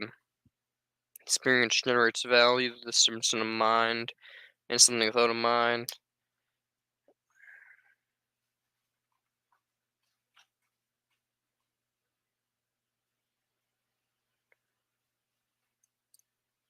Yeah, but basically, so it's two people talking at the same time.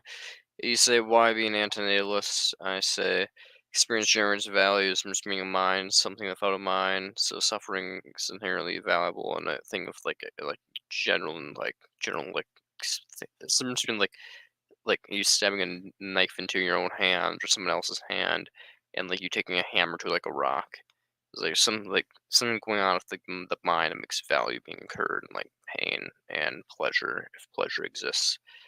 And essentially, I think that asymmetries that exist between pleasure and pain. So like there's far more pain going on than pleasure, and not only that, there's the heights of pain are far more intense than the heights of pleasure, and that pleasure probably is just an illusion when it comes down to it, and it's really just the sensation of relief from pain for the most part.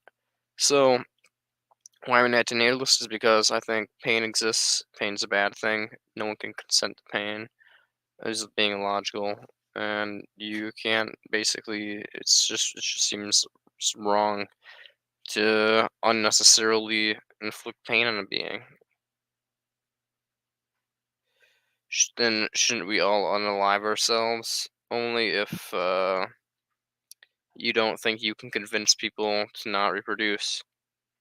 Fortunately, if one person ends their own life, that still leaves 8 billion other people alive on the planet. 9 billion, whatever, and something.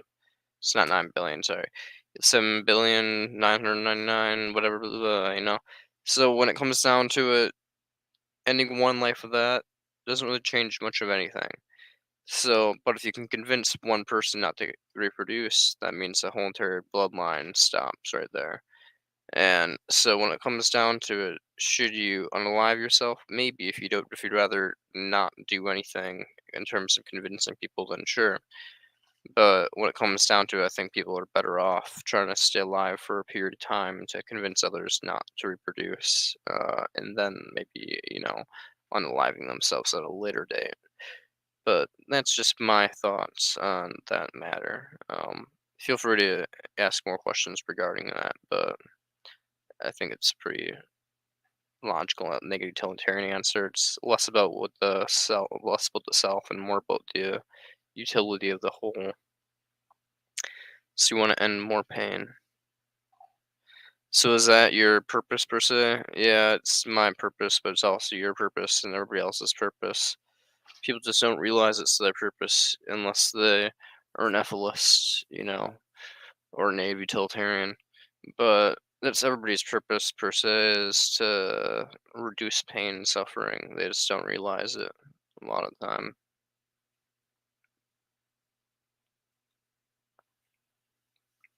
It's your purpose too, my friend.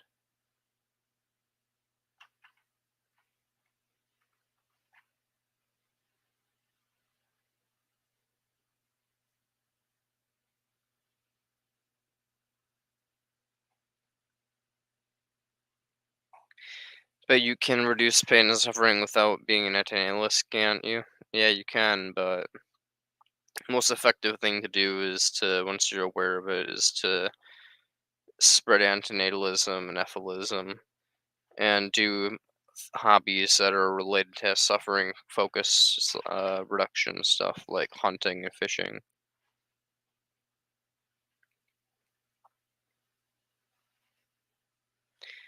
Exactly, it's the easy way to fix pain, hence why we should do that.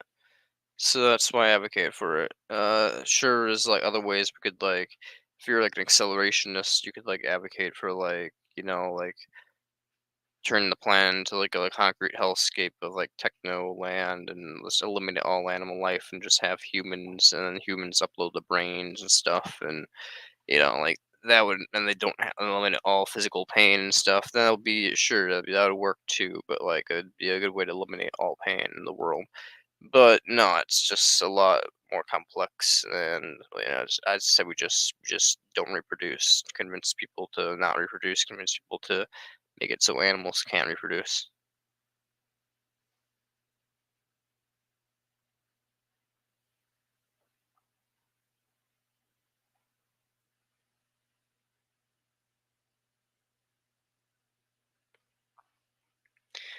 How do It's like saying a good way to fix immigration issues to build a wall. Well, it's not because people mainly come over cut through planes and stuff.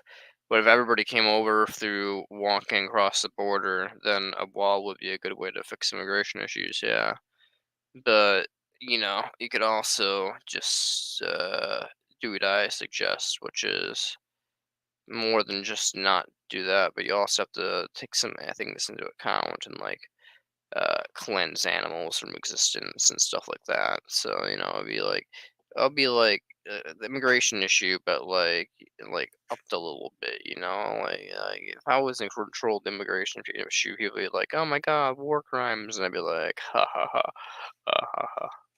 Just kidding. But no, when it comes down to it, all I'm saying is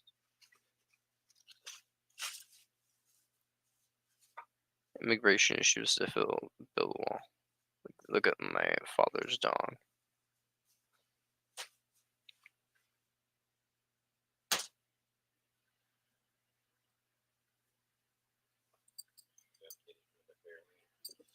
Yeah, I can identify.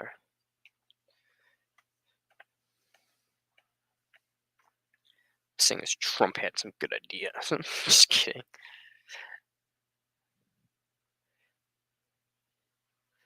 No, Trump had a horrible idea. But when it comes down to it, given promortalism,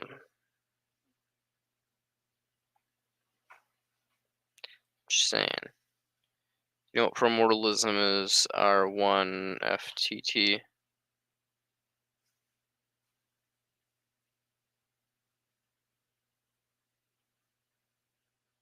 Could do a little thing on promortalism really quickly, as per usual.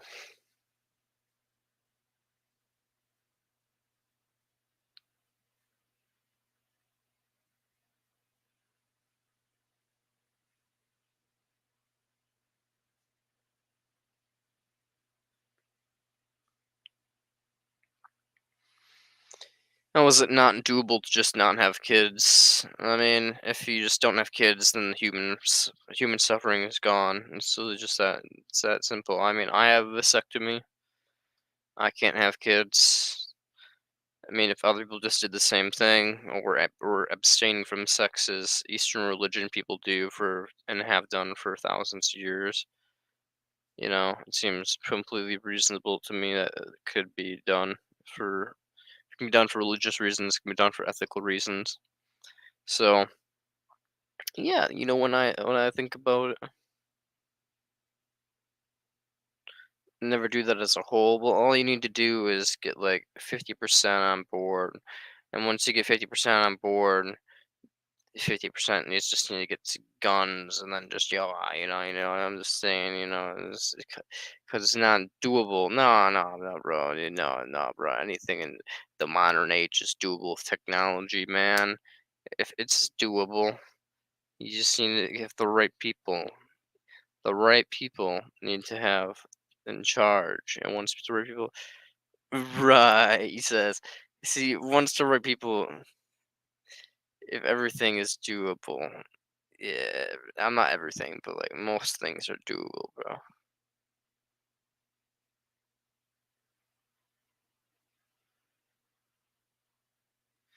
Why is talking anti, this,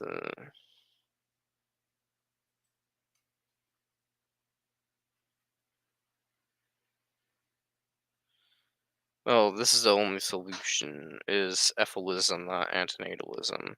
That's why there's a little thing scroll on the bottom there. It says ephilism, and then it says negative utility.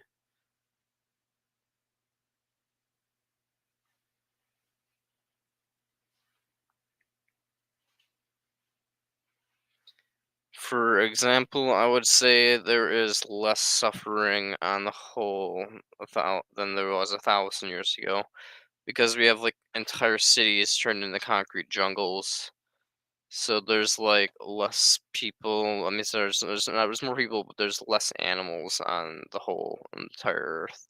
Sure, we have factory farming and stuff like that, so there's a lot of suffering in that aspect. But there's far more suffering, I'd say, in general in the wild. And the wild animals were a lot more prominent before man expanded in the last 100 years. So I'd say 1,000 years ago, there was far less. Sorry, 1,000 years ago, there was far more suffering and the whole, but there was far less human suffering.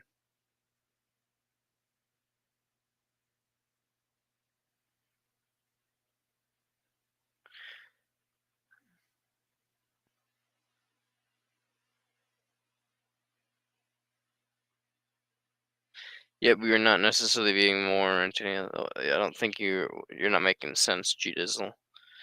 See, when it comes down to it, we should not reproduce, but yeah, reproducing does.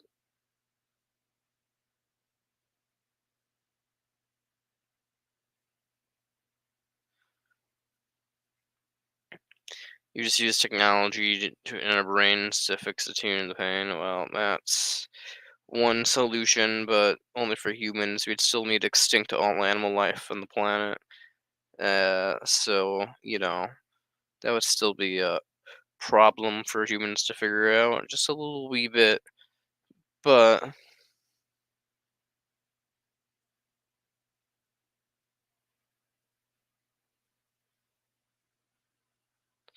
why not have a trial for utilitarian's sake? It says just another YouTuber. Because it's unlikely I could just adopt a child, you idiot, and that's why. No offense, but I mean, there's literally 500,000 kids in the adoption agencies that need adoption right now. Why would I have a biological child when I could just adopt a child and give my ideology to them? I think that would be a lot more smart thing to do. But that's the answer. If it decreases animal population, shouldn't they reproduce? No, because just because decreases animal population doesn't mean it's worth it. Because just it only decreases animal population in a consequential sense of like that being like see the best utilitarianism is about doing what is best for utility, not what's like consequentially a little bit better. Well, no, it's not. It's about doing what's best, not about what's like a little bit better. So sure, yeah, humans doing around is better than if humans never were around, because humans being around means less animals in total. But it'd be better off if both animals and humans didn't exist, aka humans didn't reproduce, but instead would just wipe out all animal life. Hence why you should adopt and you should teach your kids to, be ethical and then wipe out animal life and blah blah blah. You get the idea.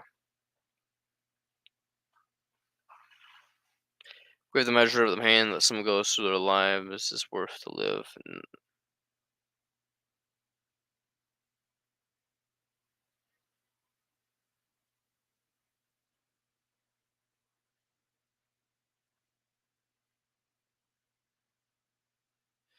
the fuck did you just say? Most beings other than humans don't. No, literally everything. Dude, most beings. Oh my god, that's the silliest fucking. These people actually think this? People, intellectual people with minds in the modern age really think this? Go on Google right now and look up, can your dog feel pain? Look up, can your cat feel pain? Why do you think there's laws against abusing animals? Do you think it's because it makes you look cringe and you're like, I don't like the way it looks, you know? It just doesn't look cool. We should have laws against the color brown. Brown's kind of an ugly color. No, it's not. It's not. We have laws against animal abuse because animals have nervous systems. Nervous systems make things go ow hurty. So things with minds and nervous systems feel pain. Now, what's really fun is evolution as a thing, and we all stem from common ancestors. So basically, a majority of things in this planet feel pain or aversive responses. Basically, unicellular organisms don't. They feel maybe aversive responses. Plants don't. Maybe they feel aversive responses, but they don't feel pain. But all mammalian life, most insect life, feels discomfort to some extent or another. Um, and yeah, it's just when it comes down to it, like, no, pain's everywhere, bro. And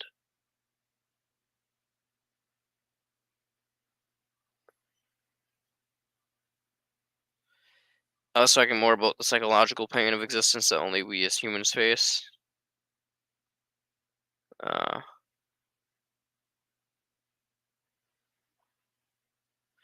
well, when it comes down to it, I don't know. I think existential dread really matters. It's not like if you just because something can have depression means their life's not worth anything. I don't think you quite get what negative utilitarianism means. Negative utilitarianism is the idea that all that matters in terms of ethics is pain. So if you feel a single pinprick in your life is not worth living. Doesn't matter what your subjective perspective on that is. You could be like, "Oh, I love life," and you could have like a bazillion orgasms. I think it's a language barrier. Sorry, I don't know. You could be constantly orgasming. You could constantly be feeling great. You could have no existential dread whatsoever. You can have no fear of death, but you just get a single pinprick in your life. Your life is not worth living. That's basically what negative utilitarianism is kind of saying, and antinatalism is saying.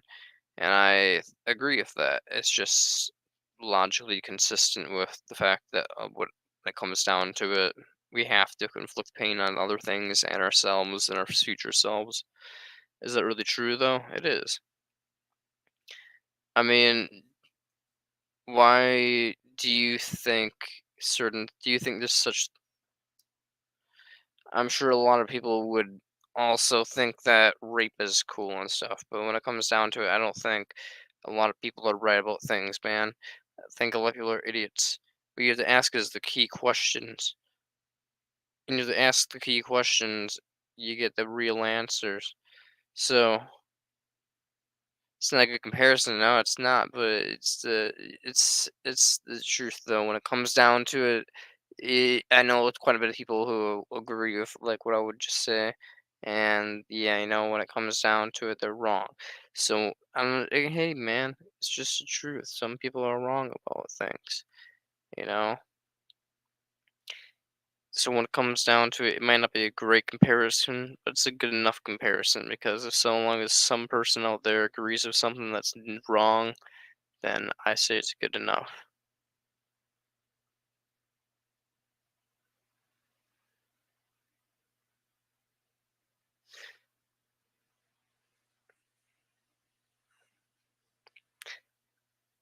Okay, what do you mean by? I said a lot of people disagree that just because that's a funny word, you face pain in your life, that's a funny thing. That's a funny terminology. It's not worth living. Okay, here's the thing. I'm an identity nihilist. You have to explain what you mean by this whole "you" thing, because when it comes down to it, I don't I don't know what you're talking about, home slice. I mean, where is Brant? Where is R1FTT, whoever you are? Like, I can't point to a Brant, okay? I can't point to an antisocial left list and be like, oh, I'm saying you as a person. I have like a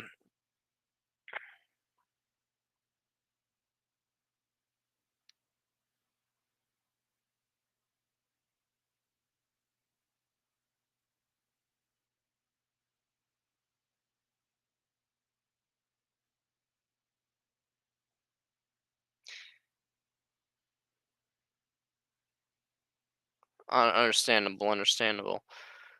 But fair enough. So you're saying people face pain in general, and just saying a lot of people would disagree that just because pain is faced in lives does not mean that it's not worth living. Well, here's the thing. Let's contemplate that a little bit. Why is pain a bad thing? Is it?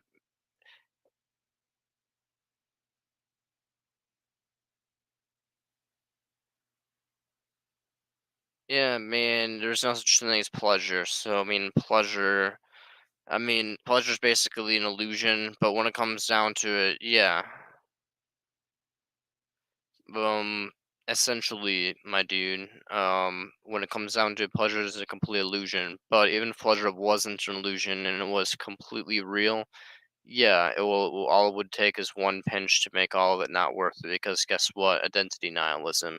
You're not really you're not really future selves of you aren't really consenting to this like so-called pleasure or this pain that's going to eventually be inflicted upon them.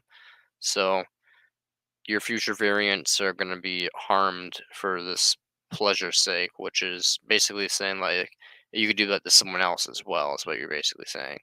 So it's basically saying if you got it basically saying like if you could go around pinching people, for orgasms, it would be ethical for you to like bust a nut via pinching people.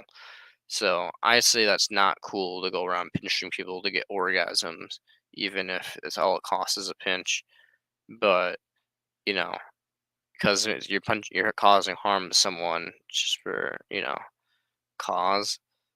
Yeah, the cause is because you're causing pain, bro, and pain's not very cool. That's different types of pleasures, though. I don't know about that. I think there's only one type of pleasure, and it's pleasure's illusion one. But if pleasure exists, it's just positive. I'm talking about positive value when I say pleasure. When I say pleasure, I mean positive value. And when I say pain, I mean negative value. So aka negative utilitarianism or utilitarianism. Like, basically, do I think there's positive values in the world that can, on like on like a scale, and there's a middle, like a zero line? Do I think there's positive value? Why would positive value be an illusion? Because we're born in deprivation, my friend. That's why. Think of anything. Tell me something. You could say the same about pain. I could say the same about pain. Shove a nail through your hand right now.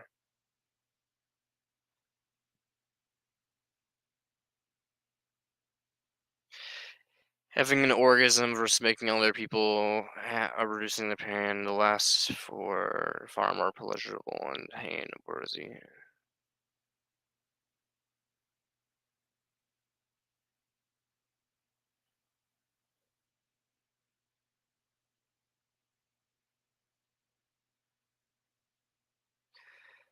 Okay, go. Have you watch your best friend kill themselves? How about that? I mean, I'm sure you're only thinking about physical pain. Yeah, watch your. My best friend killed themselves this year. I have experienced far more emotional pain than most people have in this planet. I can assure you that. So when it comes down to it, no, I know what things are pain, both physically and yeah, right. That's really hard. Oh yeah, man, it's really hard. Yeah, who gives a fuck about what's really hard in my life or not? What matters is there's fucking any pain going on whatsoever. But when it comes down to it, guess what?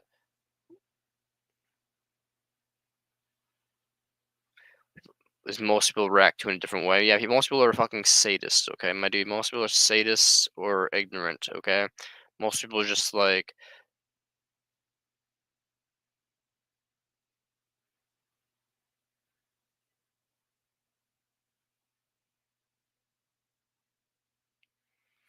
when it comes down to it, most people are fucking sadists, my dude. Like most people are just deal with pain a different way. What does that even mean? Like, if you deal with pain in a different way by, like, being like, "Oh, yeah, this isn't so bad because some person else in the world's literally being tortured to death," and instead if, like, if you I think that is a perfectly fine argument. I think it's bullshit. If people are just like if people are just like, "Yeah, if I'm starving tonight and I don't have any food, but that's okay because I'm not in a war zone in Africa." If that's how they deal with their pain, that's just them being ignorant. That's just them being a fucking fool. That doesn't mean that their pain is any less valuable than someone else's pain. Their pain is just as valuable. It's just the quantity of pain is more intense in some people than other people. It doesn't mean that the pain itself has any less value. Pain is not acceptable under any circumstances, no matter what. There's no amount of pleasure that makes pain justified. It's no amount of like just me. There's nothing. There's nothing that can happen in their life that's so good, that's so great, that's so pleasurable. Why though? What? Okay, come on, my dude. What? Okay, what is so good in your life that's what I disagree with. Okay, okay, okay, this is an easy one then. What is so great about your life that you think is worth there being a sex slave in the world? One sex slave. You know how many sex slaves there are? Let's look it up. Let's find out. Let's find out how many sex slaves there are in the world. How many sex slaves exist in 2023?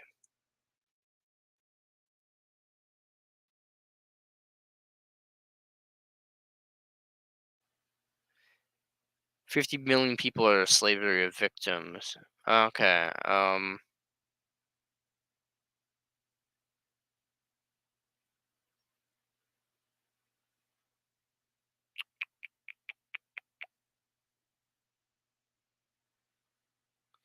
there's 35 million victims of sex trafficking every day. Yeah, let's just, I mean, I'll search how many aren't.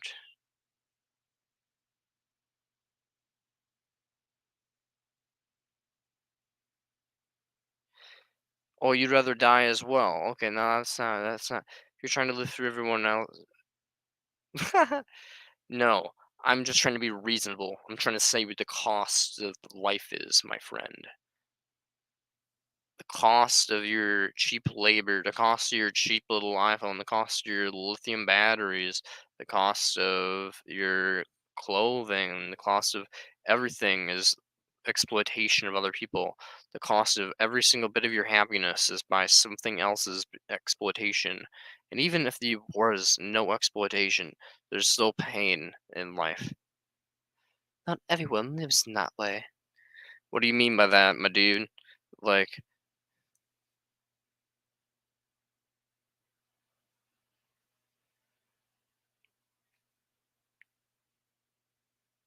yeah, and that's what I'm saying. Don't bring people into this world, just another YouTuber. You're saying we can't. You realize we can't make decisions according to this future to not consent to. Yeah, if you can't consent to any of these things, then like maybe you shouldn't bring people into existence to profit. Okay, maybe you shouldn't bring offspring into this world if they can't consent against any of these misfortunate situations they're being thrust into. So that's that. How about that? How about that? Sea versus rule. Well, if okay, imagine this: you live in the countryside. You don't have to contribute to anybody else's suffering in the world. If there's a really, if you're in a little pocket dimension, or even okay, you're in a little pocket dimension. The only person that exists in this world is you, and an infinite supply of food and water, and these little pills that just make you feel happy, as if like you socialize and are completely content with all things. All biological needs just get like satisfied. It feels like people are chatting with you, like all these little things. You get a million little orgasms all at once, but you still have to do things, and you still like it'll like look around, and, like you get a little hungry every once in a while, and you're like, I better pop a pill. But in that moment, a little moment of hunger, that's all it takes. It's all it takes is a moment of hunger. You're inflicting suffering and unnecessary suffering on a future self, a future variant, just as you weren't the same person you weren't 10 years ago. Just as you wouldn't be like, yeah, man, I'm little Johnny.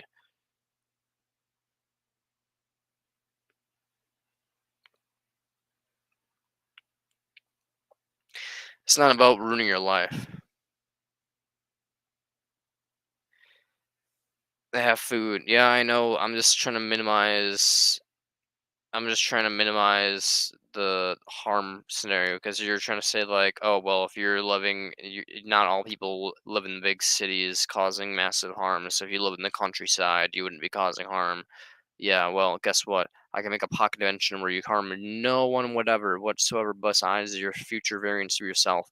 Even then, promortalism still wins, my dude.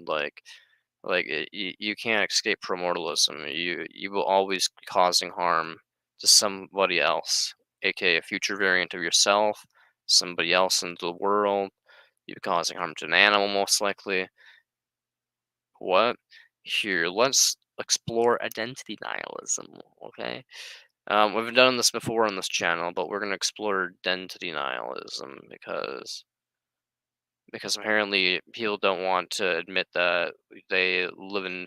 You can okay, just so you know, you do live in a society where you do, by just doing all this stuff right now. I guess you could say some communities in rural places usually cause pain to animals. Yeah, that's what I'm saying. But like, I mean, like this, you cannot escape the causing pain no matter what in this world. Okay, even if I break you down all the way into like a little hypothetical pocket dimension where it's like so little pain being caused, there's still gonna be suffering occurring, and that's suffering that you don't need to have occur. If you would blast your brains out or whatever, then you would just no longer be suffering. But if you choose to live, then you're gonna have some level of suffering, and so like it's just like, you know, yeah. You say my point is, I'll hear you out. Pain doesn't have to not exist for life to be worth living.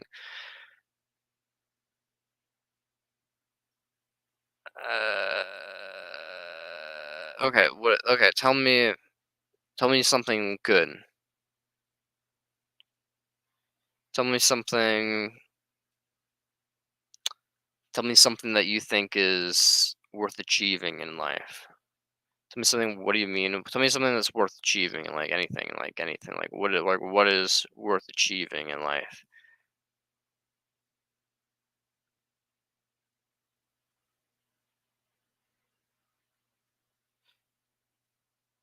Finding your purpose and fulfilling it? Okay, well, what's your purpose then? And I mean, that's basically what I'm asking. Like what is your purpose? because I think the purpose is to reduce suffering. So I mean, like, you think if someone could find a purpose in watching a blade of grass grow, like if someone's just like, I want to measure the rate at which grass grows on average in the field in Texas, then no, I know I'm just being an asshole. I'm sorry, but I'm just I think I already know what reality. I don't think few people actually find it. Yeah, I mean that's what I'm saying. Like few people find it because it's right in front of their eyes. It's just that as simple as understanding that like okay, if would you congratulate somebody more for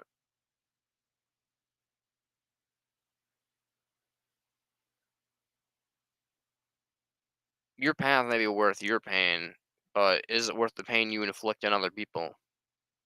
Because as I'm saying, as you talk on this device, you are inflicting pain consequentially for the fact that like this lithium battery caused someone to be mined. Every single bit of food you ever eat in your life probably causes some chain down the line of suffering to both laborers that manufacture that food, but yet the animals that also are exploited and slaughtered for that food or are in the fields being ground up, you know. So there's suffering all over, and when it comes down to it, I'm just kind of asking, like, yeah, I know exactly. I suffered though too, so everybody does. Yeah, exactly. That's what I'm saying. I'm saying everybody's suffering, and it's not worth it to perpetuate this suffering. The only reason you should, k- my point is, it's worth it. No, it's not worth it. The only reason it's worth it is if you can end the suffering. It's not worth it. If you, why would it be worth suffering for suffering's sake? Well, like, oh, like I'm just, like, name some good though. Like, where's the good? Like, where is the positive value? Like, I can point to negative value all over. I, not for suffering's sake. It sounds like it's pretty much suffering's sake, man. It's not like I can point to everything that's negative. I can point to your stubbed toes. I can point to your heartbreaks. I can point to your hungers and your food pains and your distaste for some type of meal. You're just like, I'm not really a big fan of boiled carrots. You know, that's not positive value. That's just a chase. You're telling me there's value in a chase. You're telling me there's value in chase. You're telling me that people literally being turned into sex slaves, raped and beaten to death. It's really more deeper than what you describe. No, what you're describing is some boo-wah bullshit. What I'm describing is fucking reality. Reality is simple. Occam's razor, motherfucker. Whatever the simplest thing is the answer. The answer is right in front of you, and it's all too horrifying for you all to accept. So you're going to some woo-wah bullshit of just like, oh yeah, man. All the rape victim needs to do is just realize that there's if they truly just really pontificated the sliding of the dick in and out of their pussy, they would just be like, hmm, hmm. Maybe there is purpose in me being raped right here. And I know you're not saying that, but that's basically what you imply by what you're saying. You're basically implying that if you just pontificate life and try to find value in things, despite the pain, that the positive value is just in the pontificating itself. The positive value is in the finding of purpose, the meaning of life. So if you can find the meaning, then you just manifest it, bro. You manifest meaning, man. You just manifest meaning, bro. So, that's what I hear. What I hear is my best friend who got raped as a kid and then got drove to mentally depressed and then suicide. She should have just, she should have just found the positive value, and found the meaning and what could have been found in her life. Maybe there was a little bit more meaning in that rape, in the fact that she was betrayed by everybody in her life and constantly harassed for her belief systems and stuff. Maybe there was meaning. She just needed to look a little harder. She just needed to get the magnifying glass out and been like, Watson, here we are. You know, no, that's what I hear. So I literally said not everyone experiences life in a different way. Not everyone suffers pain that makes life not worth living. Therefore, non-antithesis makes sense because it encompasses everyone, including these people that find life on a simplest comment worth it, even to feel pain through all of it. In fact, some would argue that life without pain wouldn't have meaning. They're idiots then, okay? If they think they need to have if they think they need to have a knife driven through their hand in order to feel meaning, that if they had their entire life but they just didn't get raped, if they just didn't stub their toe, if they just didn't have a little bit of heartbreak here and there, if they didn't have a little bit of their dad yell at them and demean them or something like that, if again, you speak about extreme cases of pain. Oh yeah, okay, sorry, they just not everyone experiences those. Oh yeah, you're right. I'm sorry. Okay. Anything. Honestly, I don't get your point. Almost, if anything, do you think you get you think you can find? So I'm saying, like, some people think that they need pain to find meaning in life. That the true meaning can be found in pain. What meaning can be found in a stubbed toe, you son of a bitch? No offense, but what meaning can be found in a stubbed toe, or like a sliver, or like someone calling you a doo doo poopy head, and you being like, oh, that's a little mean, or just cringing at you or something. What purpose? What meaning? What positive? Nothing can be really learned from that. Okay, my point being, most people argue that, like, oh well, there can be positive things learned from, like, pain. Well, guess what? Those things are typically really horrible events that can, like literally the horrible events of what people learn from. Guess what? Not worth it. Not fucking worth whatever you have to learn to be raped or whatever. Just not fucking worth it. Okay. And then what are you learning from a stub toe? Don't watch where you step. Oh wow, cool. I just feel like you don't have the answers. You just want to try to find them before antinatalism is the way. Antinatalism is not the way. Ethylism is the way. Antinatalism's a stepping stone, my home slice. Antinatalism is saying don't have kids no matter what. I'm not saying don't have kids no matter what. If having one kid would prevent every single bit of suffering on this planet, I would have a one child right now. I would take that child, fucking smash their face against a concrete wall. I would do whatever the fuck I'd have to do to basically prevent net suffering. I'm not an antinatalist per se. I'm an ethicist, okay? I'm a utilitarian. I have more answers than a bloody antinatalist has. Antinatalism is just like, oh man, I think life's kind of scary. And like, you shouldn't bring people into it. But and that's it. That's literally all. It's that simple. Just don't bring people into this hellhole. I think it's a little bit more. There's a little bit more. It's even more simple than that, but even more of a rule than that. Pain hurty, pain bad. Experience generate value.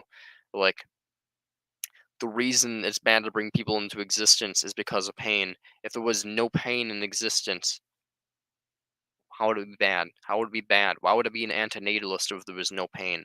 If all you experienced was constant orgasmic feeling, and somehow that was not an illusion, it was just a real thing, like it was a positive value going on. If there's real positive value, but not a single pinprick of bad, why would I be an antinatalist? Why would I be against people being thrust into the orgasm machine?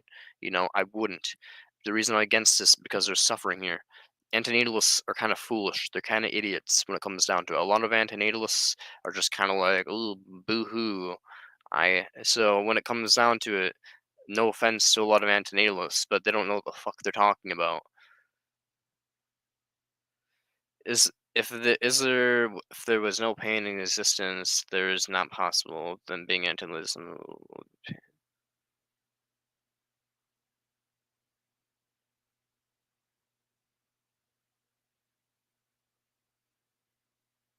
It limits life. Well, yeah. Here's the thing: antinatalism is silly because, yeah, it limits life. It's just like, oh, don't bring bacteria into existence. Why? Why? Why? What's the problem with bringing bacteria in? Bacteria doesn't give a flying fuck if we bring it into existence or not. Bacteria doesn't give a shit. Bacteria is just gonna be like, so why are you an antinatalist? I'm not. I'm an ethicist. I just think antinatalism is a good stepping stone. I was an antinatalist at a point. Now I'm an ethicist and negative utilitarian. I literally got kicked out of the antinatalism Facebook group, so I don't necessarily consider myself an antinatalist per se. I'm an ethicist and negative utilitarian. But I will defend antinatalism because I think it's more correct than most other positions, and I think it's a good stepping stone to get to ethilism. So, hence why I have the little thing on there for antinatalism, because, if you have questions about antinatalism, good. If you're an antinatalist yourself, you're consequentially, like, pretty much halfway there. Like, if you're not having kids, that's great. You're pretty much causing far less pain than a lot of people will end up doing in the world. So, it's just like the way I look at it is like they're fundamentally flawed. Any deontological view is fundamentally flawed. There's always going to be a consequential view that's going to be correct to some sort. Yeah, anything deontological is just silly billy shit. Like I wish I'd be outside so I could just spit on the ground right now. Like, you know, deontology, dumb, dumb as fuck. Always it will be, always has been. But when it comes down to it, they have some consequentially useful tools. So what ethylism would do? What would ethylism do? Ethylism would basically advocate for a bunch of different potential options. As we said, we're consequentialists, so consequentialists aren't about one single path. It's about whatever gets to the best solution. I don't know what the best solution is, but I can give you a few different ideas. Number one, blow this bitch up.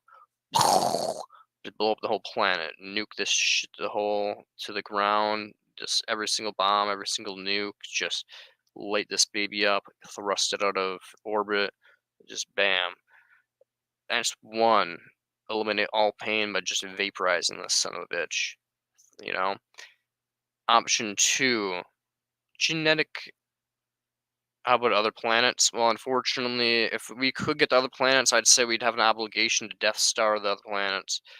Do you believe there's life on other planets? I believe it's possible there's life on other planets, but it's very unlikely that there's life on other planets because, unfortunately, sorry, fortunately, I should say, fortunately, for billions of years, we've only had life crop up on Earth one time, and we're in the habitable zone.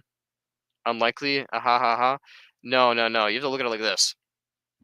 We are in the habitable zone, the habitable zone of our solar system, okay?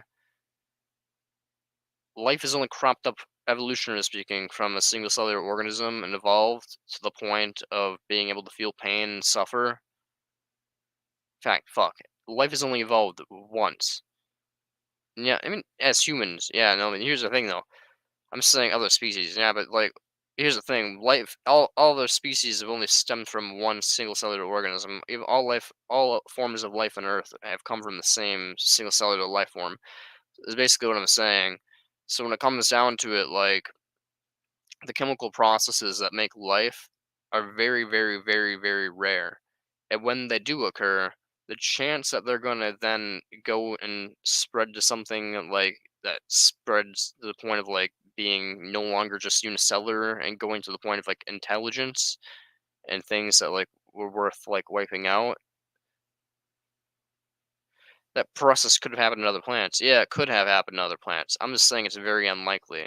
Like the chance that it's going to have occurred is just so unlikely that it's not worth humans suffering on Earth and in the solar system to like do what? Like try to search around for in and trillions of light years for life that we'll never be able to get to. Like I think it's very likely based on the dimensions of the whole thing. No, there's no other dimensions, dude.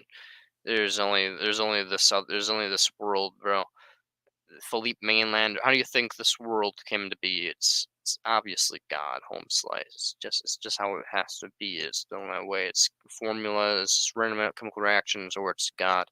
And when I frankly rather believe in God than random chemical reactions. So when it comes down to it, there's no other dimensions, bro. It's just this one. Okay, size.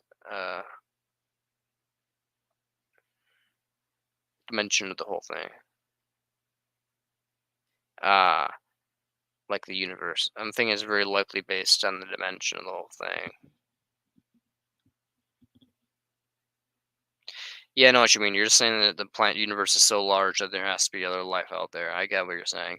And I'm just saying that the possibility of life cropping up is so low, and then that life is life that's worth value. Because as I said, bacteria doesn't have value, okay? Bacteria doesn't have a mind, bacteria doesn't feel pain. So who cares about bacteria? I don't. I don't care about bacteria.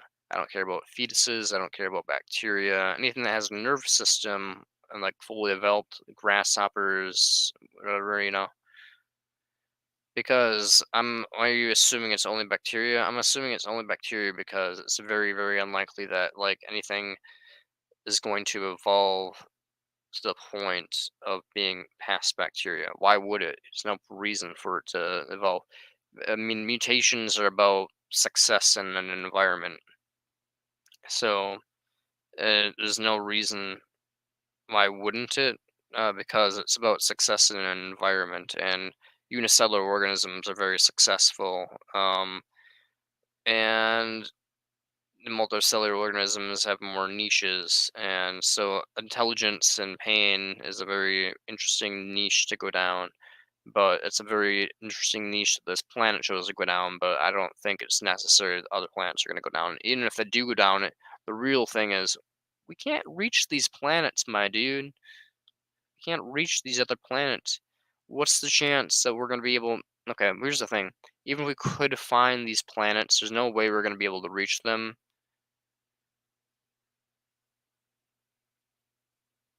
Of course we can't, that's my point. Then why did you even bring it up then? You brought it up. You're the one that's saying like we should go explore other planets and blow 'em up.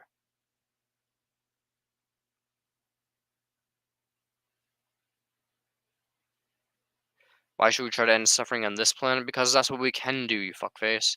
If we can't, what does that mean? Like, oh, you can't end all suffering in the entire universe, therefore you shouldn't end all. You shouldn't. That's like saying like, it's like looking at like like some person bleeding out, like, help me, I'm dying, and just being like, hey man, I'm sorry, but I can't actually help some guy that's dying in the war in Ukraine right now. So like, what's the difference? I should just let you die too and bleed out. So, like, that's basically what you're saying. So, you're basically saying if there's other pain that exists and we can't quench that pain, why should we do anything? So, and that's bullshit and stupid.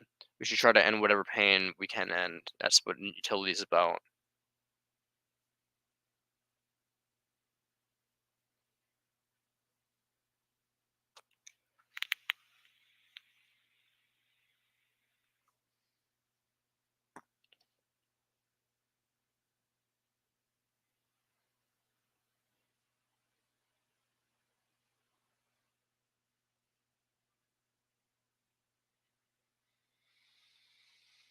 Oh yeah, I mean, here's the thing: we don't have a chance either way. You ever heard of nuclear decay? Nuclear decay? Like, if we could even, the nearest habitable planet is like for like terraforming wise is like fucking light years away. Light years away. If we travel at the speed of light, it would take years to get there. And that's like it's impossible to travel at the speed of light. It's literally impossible. So like we cannot reach these other planets without our ships literally decaying and falling apart and not it would just not be possible. It would be literally impossible to reach these other planets, even if we could find them. But we can't find them because, as I said, our current ships, sure. No, no, not even of our current ships. Like nuclear decay, man. Like I'm talking about like on a nuclear level. Like the metals that like after a certain amount of time, like metals transition from one form to another form. Like eventually, just like our ships will start to like just deteriorate. Like as we travel the cosmos, like we wouldn't be able to like essentially travel like in space for long periods of time. Like, it's just impossible, my dude. Like, maybe if you like had some of like self like repairing technology, I don't fucking know, but like I don't think that's possible. But you have to kind of ask yourself, like, is it worth the suffering for this possibility, this woo-wah like thing that like may or may not occur, that probably won't occur, just for life? I think so, yeah. So at the very beginning of this conversation, you didn't think suffering was of that much value whatsoever, and now I'm convinced you suffering is of value. But now you think that it's of worth so much value that we have to hunt down and eliminate all these things across the whole entire universe that we don't even know exist. It sounds like you're just trying to win this argument, but I don't, because I don't buy it, bro. I don't buy. I don't think we have to do that. Yeah, I mean, I don't think. I think we would have to do that if there was a possibility to do that. I mean, you could guarantee that that possibility was able to be manifested. We would have to do that based on utility. But here's the thing: we don't know that's going to happen. We can pretty much guarantee by a risk assessment that it's probably not going to happen, and there's too much risk. I was trying to find a flaw in the argument that we wouldn't be able to end all pain by ending the plane or planet. Well, yeah, I mean, yeah, but I don't think we have to end all pain. We just have to end as much pain as we can. We just have to end as much pain as we possibly can. That's our obligation. Our obligation is to end as much pain as necessary as we possibly can, which is what is necessary. What's necessary to do is ending maximum pain.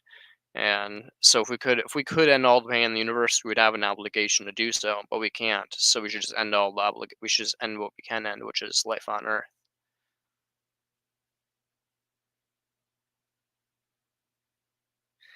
I mean, yeah, we would lose the chance to end all suffering in the universe, but I don't think that's possible to do.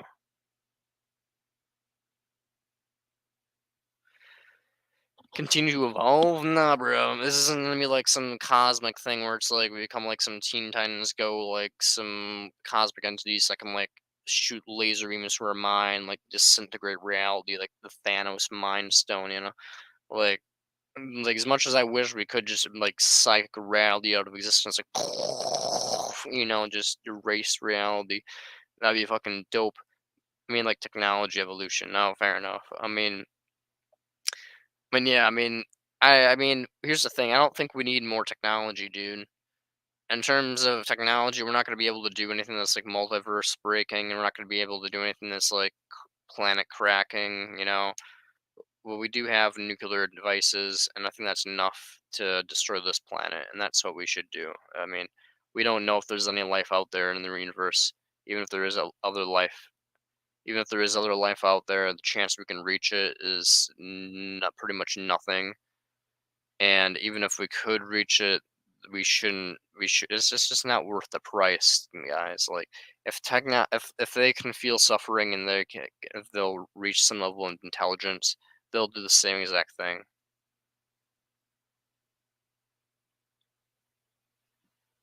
About planes, impossible, because we have knowledge of physics nowadays.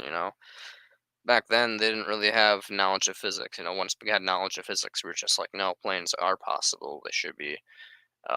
Now we can know that, like, hey, nuclear decay is a thing. We can know that, like, things can't be in the same place at once and stuff. Like, you can't teleport and stuff. Like, time travel is impossible. Can't undo the suffering of the past. It'll always exist. So, like, however much we perpetuate into the future, that suffering really means a lot and it's gonna occur. And so it's like, quicker we end it faster and better.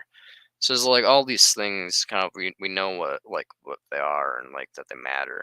So it's just like, why deny the obvious truths that are like right in front of us for like some whimsical like stuff that like we don't know. Like, we know the suffering is there. We know the suffering matters. We can feel the suffering. Why why perpetuate our suffering just for like some futuristic civilization that might be out there? We can commune with them and be like, we can end your suffering too. How about afterlife? Well, there's no afterlife, but if there was an afterlife, that's just horrible. Um, if there's a heaven, it would have to have zero pain whatsoever to make it worth it. And I don't. That would mean no desires whatsoever, so you wouldn't even exist as you anymore. There will be pain free as soon as you die. I don't know if I'll be pain free as soon as I die. I could get reincarnated. I could get like sent to hell. Um, you'd be inflicting me with more pain if you decide to kill the planet.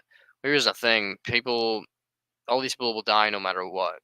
Okay, all these people will die no matter what. All these people will get reincarnated no matter what. If reincarnation is a thing, guess what? You need a host to be reincarnated. If the planet's blowing up, no host to be reincarnated into. We have ended the cycle of reincarnation. So goodbye reincarnation. But if there is a hell and everybody's gonna die and potentially go to hell, well, no matter what, these people are gonna die anyways and gonna go there. So we should just end it as fast as possible, so there's less people, less flesh bodies, less catalysts to eventually die and go to hell. I'm just saying, if we would blow up if the planet would have ended 1,000 years ago, that's like billions less people in hell. You know, like if we end it like 1,000 years in the future from now, that's hundreds of billions of people and more in hell, you know? Where fulfilling their purpose is a way to here's the thing though. Think of how many people don't fulfill their purpose, okay? This is just a utilitarian argument. Think about how many people don't fulfill their purpose. Think of how many people get the purpose ended early by acts of nature, by other people, all this stuff, so on and so forth. Even if that is the case that you have to fulfill their purpose and that interfering in their life would be a bad thing and be some level of bad, you're still doing a far greater good on the whole. You have to, as I say, there's a whole saying, you have to crack an egg to make an omelet, you know? It's just how it is sometimes, you know? For sometimes the greatest goods have a lot of evil that come with it. So what if all those that don't fulfill end up reincarnating? I don't think they would though, because you would have destroyed the planet, so there'd be nothing for them to reincarnate into. So that's the whole thing about reincarnation is if you just destroy the planet if you just destroy the planet, then there's nothing for them to be reincarnated back into, you know? There's no host. So there's no like flesh body to be like the soul to be taken up as like a encapsulated in.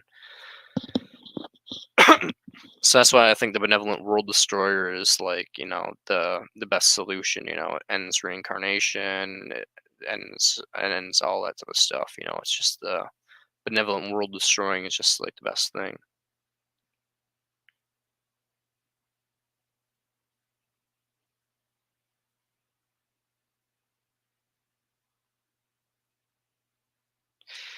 But yeah, but you can't feel pain without a body, and like it's just there's no soul, I don't believe. So like what you're implying is, I mean, what you're implying is like reincarnation is bad because then you get sucked back into a body.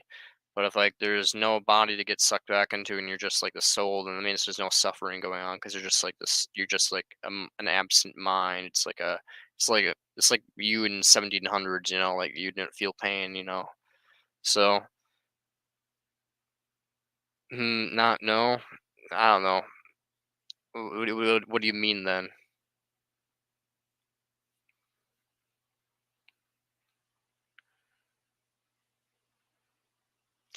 I don't believe in the soul or minds. I mean, I don't. I mean, I believe in mind, but I don't believe in like soul. So I mean, there's suffering in body and there's suffering in mind, but the mind isn't the same this thing as the soul. You can suffer if if someone blows my brain apart with a shotgun, I'm dead.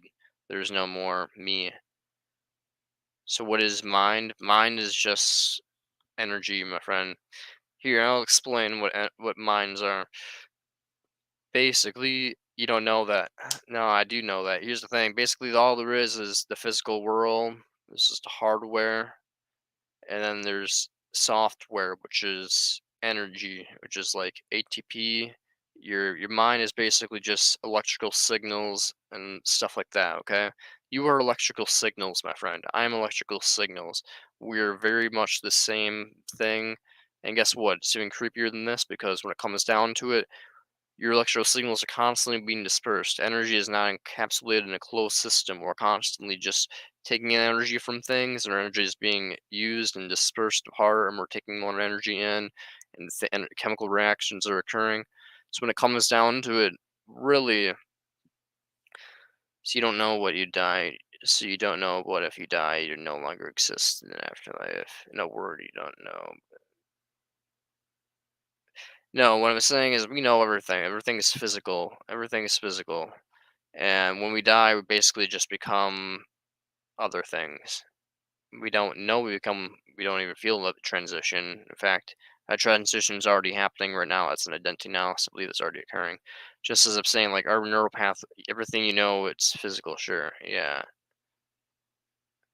I mean, that's what I'm saying, my dude.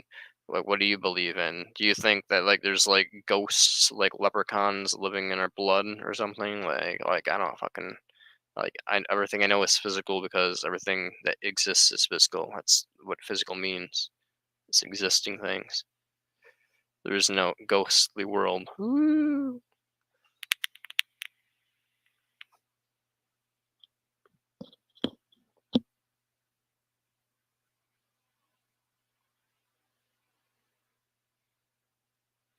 So that could be real. Well, here's the thing. I don't care about what could or could not be real. I care about what is real and what I know is real. What I know is real is my best friend got raped and it drove her to suicide, and that is she's just a statistic. She's one.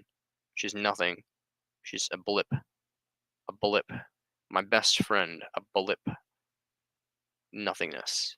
Just a fucking zzz, a little flash of light, a blink, nothing. And that is all. That's all that her suffering equates to. It's just a blip, a statistic of the suffering that's gone on in this world. So when it comes down to it, there's so much suffering. There's so much unfathomable amount of suffering. And I'm not gonna say, oh yeah, well maybe some whimsical spiritual stuff that I just can't comprehend justifies all of this. No, I understand what's going on. What's justifying all this is bullshit. What's justifying it is all this bunch of woo wah, hippy dippy stuff like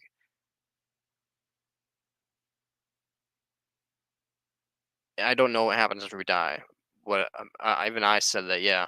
But what I do, what I'm pretty sure happens is what we can all guarantee is it's bullshit because you don't know. Yeah, well, here's the thing. What I do know is that when I die, my body decays, my energy gets taken up by other things, and that there's like a semi form of reincarnation through that. So what I know is that there's death isn't really escapable in a certain sense, but what I don't know if there's like a hell. I don't know if there's something like that because I don't know. Here's the thing: you can't prove anything really in this shitty universe. But what I'm pretty damn sure of is that I'm pretty 100 damn sure. I'm like 99.9999999999999 whatever infinity going on percent sure that I know what's going on here. That like there's Philippe Manlander has it right. Okay, like basically there was a god, singularity, multiverse, and it was just like fuck this shit, and then it just became the universe, and then we're just sitting here as God's corpse, just disintegrating apart, just like. "Wah." And once we die, we just become other forms of God's disintegrating corpse, which is basically just physicalism. And once the universe decays apart, eventually entropy happens, and God's will is fulfilled, and life is finally ended, and all consciousness ceases being. But that's what I think, and that's basically just based on the laws of physics combined with some theology slash philosophy of necessity of creation and perfection. Pretty presumptuous to assume you are pretty sure the things are so this is the planet you live on. Now, here's the thing, my dude. If there has to be an origin to existence, and that, i.e., probably is God, And if a god exists, what could that god do? It has to kill itself. So, when it comes down to it promortalism is the truth, and if religion's true, then God killed itself, and this is just God's corpse, baby. So it may be presumptuous, but when it comes down to it, my presumptions are very much based in physical evidence and evidence of like psychology. No, no, it's not too complex, my dude. Here, I'm gonna take a smoke break, but I'm gonna play a video that you should look up this video and stick it into your watch later. But well, here's the thing: we're gonna pro mortalism.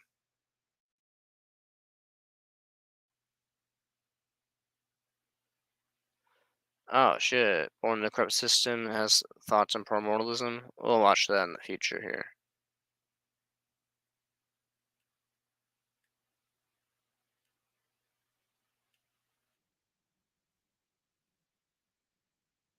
Always a positive phenomenon. Yeah. It recognizes that to cease to exist is always better for an individual than existence. In fact, Watch it. although Yeah, philosophical premortalism go to always sees cessation as Cosmic Ephealist channel. He has 266 subscribers, and his video called "On Promortalism." This video right here will teach you a lot about the way of life, my dude.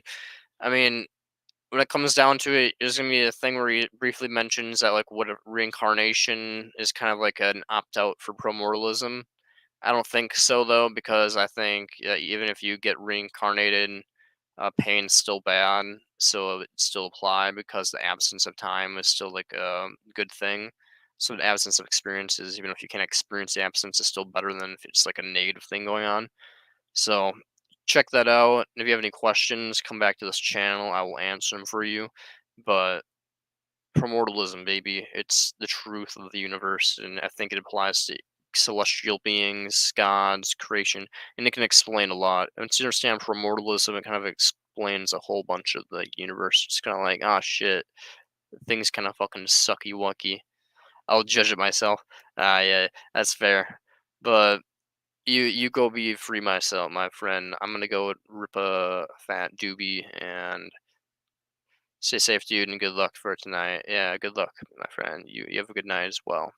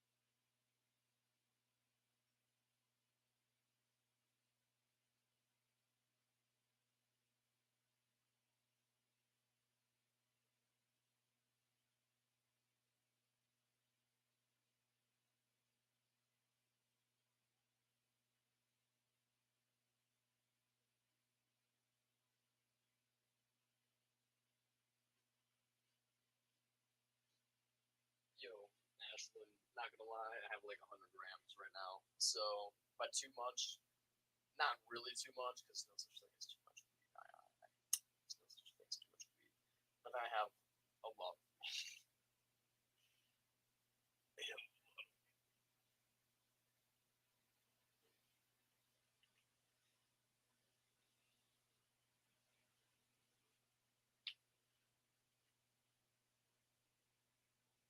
So I would be more than happy to smoke with you as much as you want.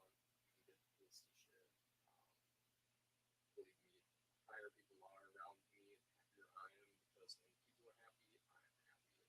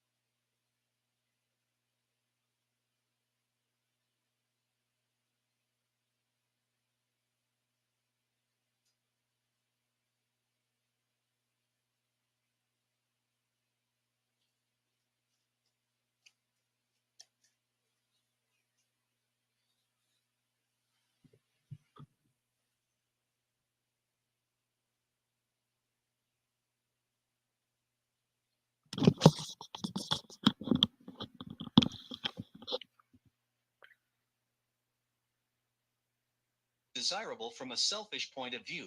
Nowadays, premortalism also seems to describe the notion that there are situations in which it is selfishly profitable to continue to exist. The original premortalism, propagated by Jiwon Huang, makes it clear that ending existence is always better for the individual than continuing life, and that, assuming annihilationism, therefore assuming that death is annihilation, it is, other things equal, always individually more profitable to choose an earlier death. I consider such absolute premortalism to be a logically coherent view, well argued, and deeply rooted in pure existential pessimism. Jiwon Huang himself took his own life in his early 20s, as did the 19th century philosopher Philip Mainlander, at the age of 34, and probably like dozens of others who did not consider propagating that philosophy worth their time. Existential pessimism, in a way that seems to be rooted in our current understanding of a cosmos, claims that neither life nor conscious existence has any value in itself. The absolute of existence is a state devoid of ultimate meaning and purpose. There is a lack of fulfillment in the lives of sentient beings due to constant needs and desires, so existence is a state of constant existential dissatisfaction. All actions are motivated by needs that potentially never end, and meeting and satisfying them is necessary to get rid of negative sensations such as boredom, emptiness, despair, and suffering. All pleasant states can be brought down to reducing this existential, metaphysical dissatisfaction. Desires can be seen as undesirable in itself, as in tranquillism, or as the immediate cause of suffering, which only is bad in itself. On the first assumption, premortalism becomes legitimate and rational as long as there are desires, or potential for them to exist. Therefore, as far as we know, in absolutely every logically possible state of being. In the second case, if transhumanism and superintelligence could eliminate suffering and replace the gradient of dissatisfaction with a gradient of bliss, premortalism need not be obligatory if we consider pleasure or fulfillment to be good in itself. Even in such a scenario, however, there is a potential for suffering, so premortalism still seems a rational choice. In practice, I do not see a way to create any positive state in itself. The phenomenon of pleasure and fulfillment, even if they were the only states that exist, does not make the gradient of dissatisfaction something else by nature. The only thing that changes is the intensity of the metaphysical dissatisfaction felt. If we could make all minds immune to suffering, knowing absolutely nothing they feel is unpleasant, it would probably be a beautiful vision, but the state of being, with the existence of desires, would still be a metaphysically negative state. In this case, however, apart from the possibility of suffering, which is extremely important in practice, I do not think that it is a problem. So far, however, transhumanism and the gradient of bliss on the desired level is a futuristic scenario, and the gradient of unpleasant dissatisfaction is responsible for the most actions in the life of sentient beings.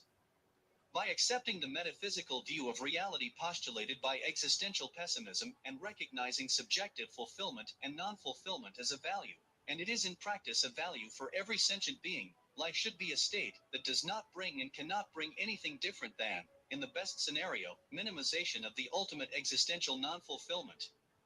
The state of non-existence, usually equated with death, is neither negative nor positive by itself. It is a lack of any state, an abstract concept, but associated with a real physical possibility.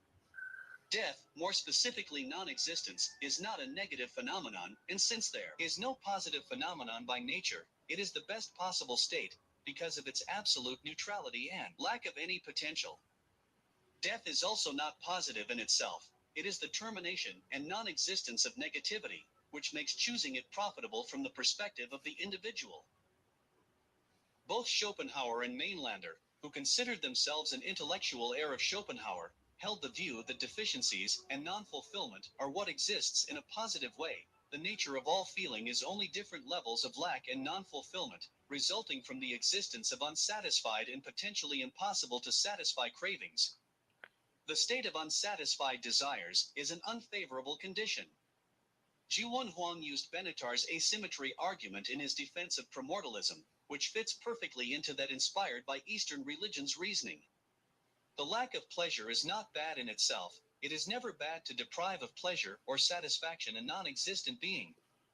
On the other hand, the state of non-suffering is good even when there is no one to experience this suffering. In some sense, it is good strictly because of that. The argument from asymmetry is, in this sense and to some extent, a recognition of the metaphysical negativity of the essence of needs and therefore an expression of metaphysical pessimism. How is non-existence abstract? Because you can't really experience it. Benatar himself denies that it would lead to primordialism. This is due, in whole or in part, to the assumption that death is always a harm, and that longer life can be desirable. Even if we consider death to be bad, which is not determined to be in full accord with the rest of Benatar's philosophy, and is certainly not obvious, death is also a necessity. It cannot be stopped, it can only be postponed. In case if it is a harm, a longer life adds only more harm to the one necessary. This potential inaccuracy was noticed and described by Rafe McGregor and Emma Sullivan-Bissett in the article Better No Longer to Be, in a transparent manner, pointing out the most important inaccuracies. To quote, "If one accepts Benatar's asymmetry between pleasure and pain, then prima facie one ought to accept that suicide is always preferable to continued existence. The reason for this is straightforward. If Benatar is right that it is better never to have existed, then non-existence must still be preferable to existing even when the agent in question has been unfortunate enough to be brought into existence. When the agent ceases to exist, the result is an absence of pain, which is good, and an absence of pleasure, which is not bad. This is the basic case for the claim that Benatar's antinatalism entails promortalism. Authors, neither of whom agree with the assumptions leading to promortalism, argue that the version of antinatalism that results from accepting asymmetry, without making any additional assumptions, clearly implies promortalism. I don't see the need to make additional assumptions, and that's why I believe it indeed the case. In his description of promortalism, Zhou Huang, in fact, familiar with the mentioned article, presents an identical view. Quotes, David Benatar's axiological asymmetry of harms and benefits, when combined with, exclusively, hedonistic view of harms and benefits, entails promortalism. Professor Benatar's view that the absence of pleasure of who never exists does not deprive, while the absence of pleasure of who cease to exist does deprive, has some absurd conclusions that judges which life is a preferable one differently in present and future life cases. Benatar's asymmetry should be applied to post-mortem non-existence as well. So long as one's remaining life will contain any pain, it is always preferable to cease to exist than to continue to exist. Rather than thinking the promortalist implications as a reductio, believe in a soundness of promortalism. For those unfamiliar with Zhou Huang's argumentation, a link to his essay is provided below. Thus, in its pure form, promortalism states that existence is always a negative state and, hence, ceasing to exist is always in the interest of every individual. The sooner the less bad.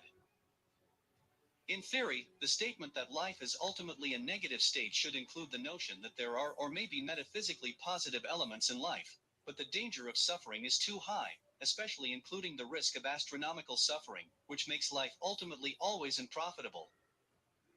The future existence itself can be seen as creating new entities, specifically future versions of our present person, as argued by Zhuang. It can be considered that the state of further life is comparable to the creation of new beings. Assuming empty individualism, it could be even identical with that.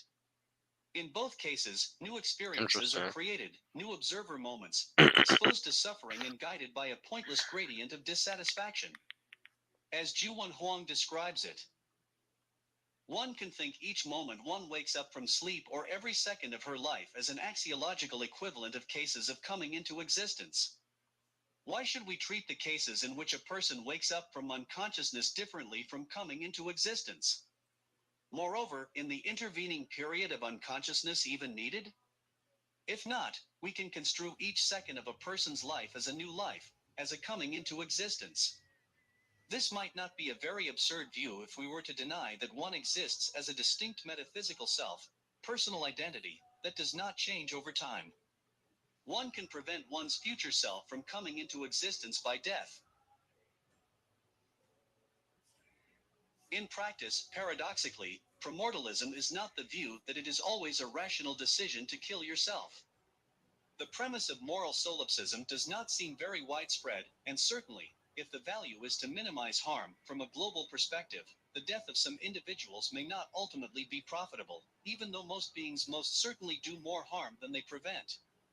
However, I would like to leave the question of practical moral solipsism and its relation to rationality unresolved for the time being. Non-existence is always better for the one who ceased to exist. This does not mean, however, that the dying process is good. Contrary, while the fear of death may automatically be regarded as irrational, the fear of dying is entirely justified, as the very process of dying is perhaps one of the most unpleasant events for most beings who die consciously. The altruistic reason for How could continuing existence is the desire to minimize the some suffering in the world. unfunny meme? Getting rid of and weakening some of the illusions that lead to an irrational evaluation of the world is very often a long and painful process. The feeling of moral responsibility for the way the world works, or a very strong desire to stop harm, is a very good rational reason for continuing a negative existence if it can be morally profitable. It is certainly a noble choice, and often more difficult than choosing not to exist. I am not arguing that the altruistic reason is the most common or the most important motive for the continuation of existence by primordialists, both those declared and those presenting a primordialist worldview unaware of the Damn, rather sparsely cockroach. used term. That's fucking The sucks, bro. irrational, natural, inborn, and perpetuated by society's will to live is, in my opinion, without a doubt the main reason for continuing to exist. The deep-seated optimism bias and existence bias seem to be completely inseparable from the views held by most of humanity regarding existence as something positive and worth living. Seeing life as worth continuing and enduring suffering, even though it is ultimately finite and pointless, is a simple and brilliant evolutionary mechanism for ensuring survival. But survival is not and has never been the most important goal of sentient minds. Survival True. is the goal of the program that controls living organisms, the only unconscious function of the program. In the case of biological terrestrial life, it is DNA, is to prolong its own existence. Mind is merely a tool, programmed by genetics and psychology to facilitate the survival of the program. Literally, he's Although killing me the in that mind's line. instrumental goal is also to Yeah, prolong you go. being, the primary goal is to be less dissatisfied, less deprived, to fulfill emerging needs and desires, which temporarily reduces the gradient of dissatisfaction. It is not in the interest of the sentient mind in such an assumption to continue to exist, but only to eliminate the gradient of unfulfilled needs, thus reducing unmet needs to zero. In fact, the desire to live is inscribed in the human psyche, where intelligence and rationality are also only a tool for the realization of desires to reduce unfulfillment. Regardless of the rationality of the motive, the lack of a strong, irresistible desire to die as soon as possible does not in any way interfere with the recognition of the rationality of primordialism. The human mind was not intended to be, and never was fully rational, and since it has evolved as a means of facilitating survival, its effective creations must be compatible with this purpose to propagate. If full rationality does not ensure the program's survival, it is automatically disqualified as a mechanism useless for the program. Bounded rationality, with an overwhelming number of cognitive biases and defense mechanisms, is much more effective machinery. Knowledge of such a state of affairs is usually unable to create a need or a desire for death to a degree that would allow it to be realized. Emotional dependencies and addictions are what direct the mind to the greatest extent, usually making it difficult, and often impossible, to make rational decisions. Phenomena with enormous emotional baggage, like death, are usually those that are most difficult to approach in a rational manner, and the mere questioning of some unwritten views may expose you to social exclusion or cause remorse. The decision to end own existence is also psychologically extremely difficult. Even though the amount of suffering prevented is usually less than that caused, the perception of suffering directly related to our death, felt by loved ones, is for some reason a sufficient argument to continue even a hopeless existence. Relative pleasure in life is another such reason. Even in the case of primordialists, it causes procrastination of death. The lack of safe, non-severe, and non-threatening means available is another important aspect. The right to die, the right to cease existence, is not widely recognized. Only a handful of countries and states make it possible to commit assisted suicide, and only in the most severe cases. There are no universal, professional ways to die a graceful death, but there is tragedy, brutality, and the danger of becoming disabled. The fact that this is a taboo subject discourages large-scale discussion of such issues. I am the If I only turn on my creator known to me empathy, who that sees stuff another Gary reason was as saying in the relevant, latest and video so far kind it of seems to me bullyish. unexistent in the wider debate. I In haven't seen practice, the latest primordialism video, seems I to don't think. presuppose an annihilationist I'll look at. interpretation of death, as it seems to be supported by physicalism. I think Death is understood as the annihilation of the mind, eternal and irreversible, the result of which is the state of non-existence, or rather the absence of any state. An alternative interpretation is not widely known, and is rarely presented outside of religious dogma. While dismissing religious bias as absurd, at least two other interpretations seem compatible with physicalism. The simulation hypothesis may make the understanding of death as an exit from the simulation worth considering. However, the gradient of desires still seems to be indispensable, regardless of whether we do exist in a virtual or non-virtual world. Another death, absolute death, can occur after exiting the simulation, so abandoning the state of existence is still possible. The second, no less compatible with physicalism, but the more exotic scenario, is the concept of multiverse immortality, both in the form of quantum immortality and big world immortality. After adopting a few assumptions, such as modal realism and copy-friendly theory of identity, the annihilation of subjectively continued experience becomes absolutely impossible. In I'll have such to a look into it. scenario, the technological reduction of desires to a minimum in virtual worlds may be the only long-term solution. Achieving the ultimate indifference via future technology in the case of multiverse immortality is a topic for more attention. Primordialism, therefore, the recognition of non-existence as preferred over any state of existence is still a rational view, even if non-existence is not possible. This approach will not be discussed in greater detail here. Okay, subscribe to Cosmic Evolus if you all want to. I'm gonna end the stream, but I'm gonna start up again, and we're gonna jam out some film, not film, music. Yeah.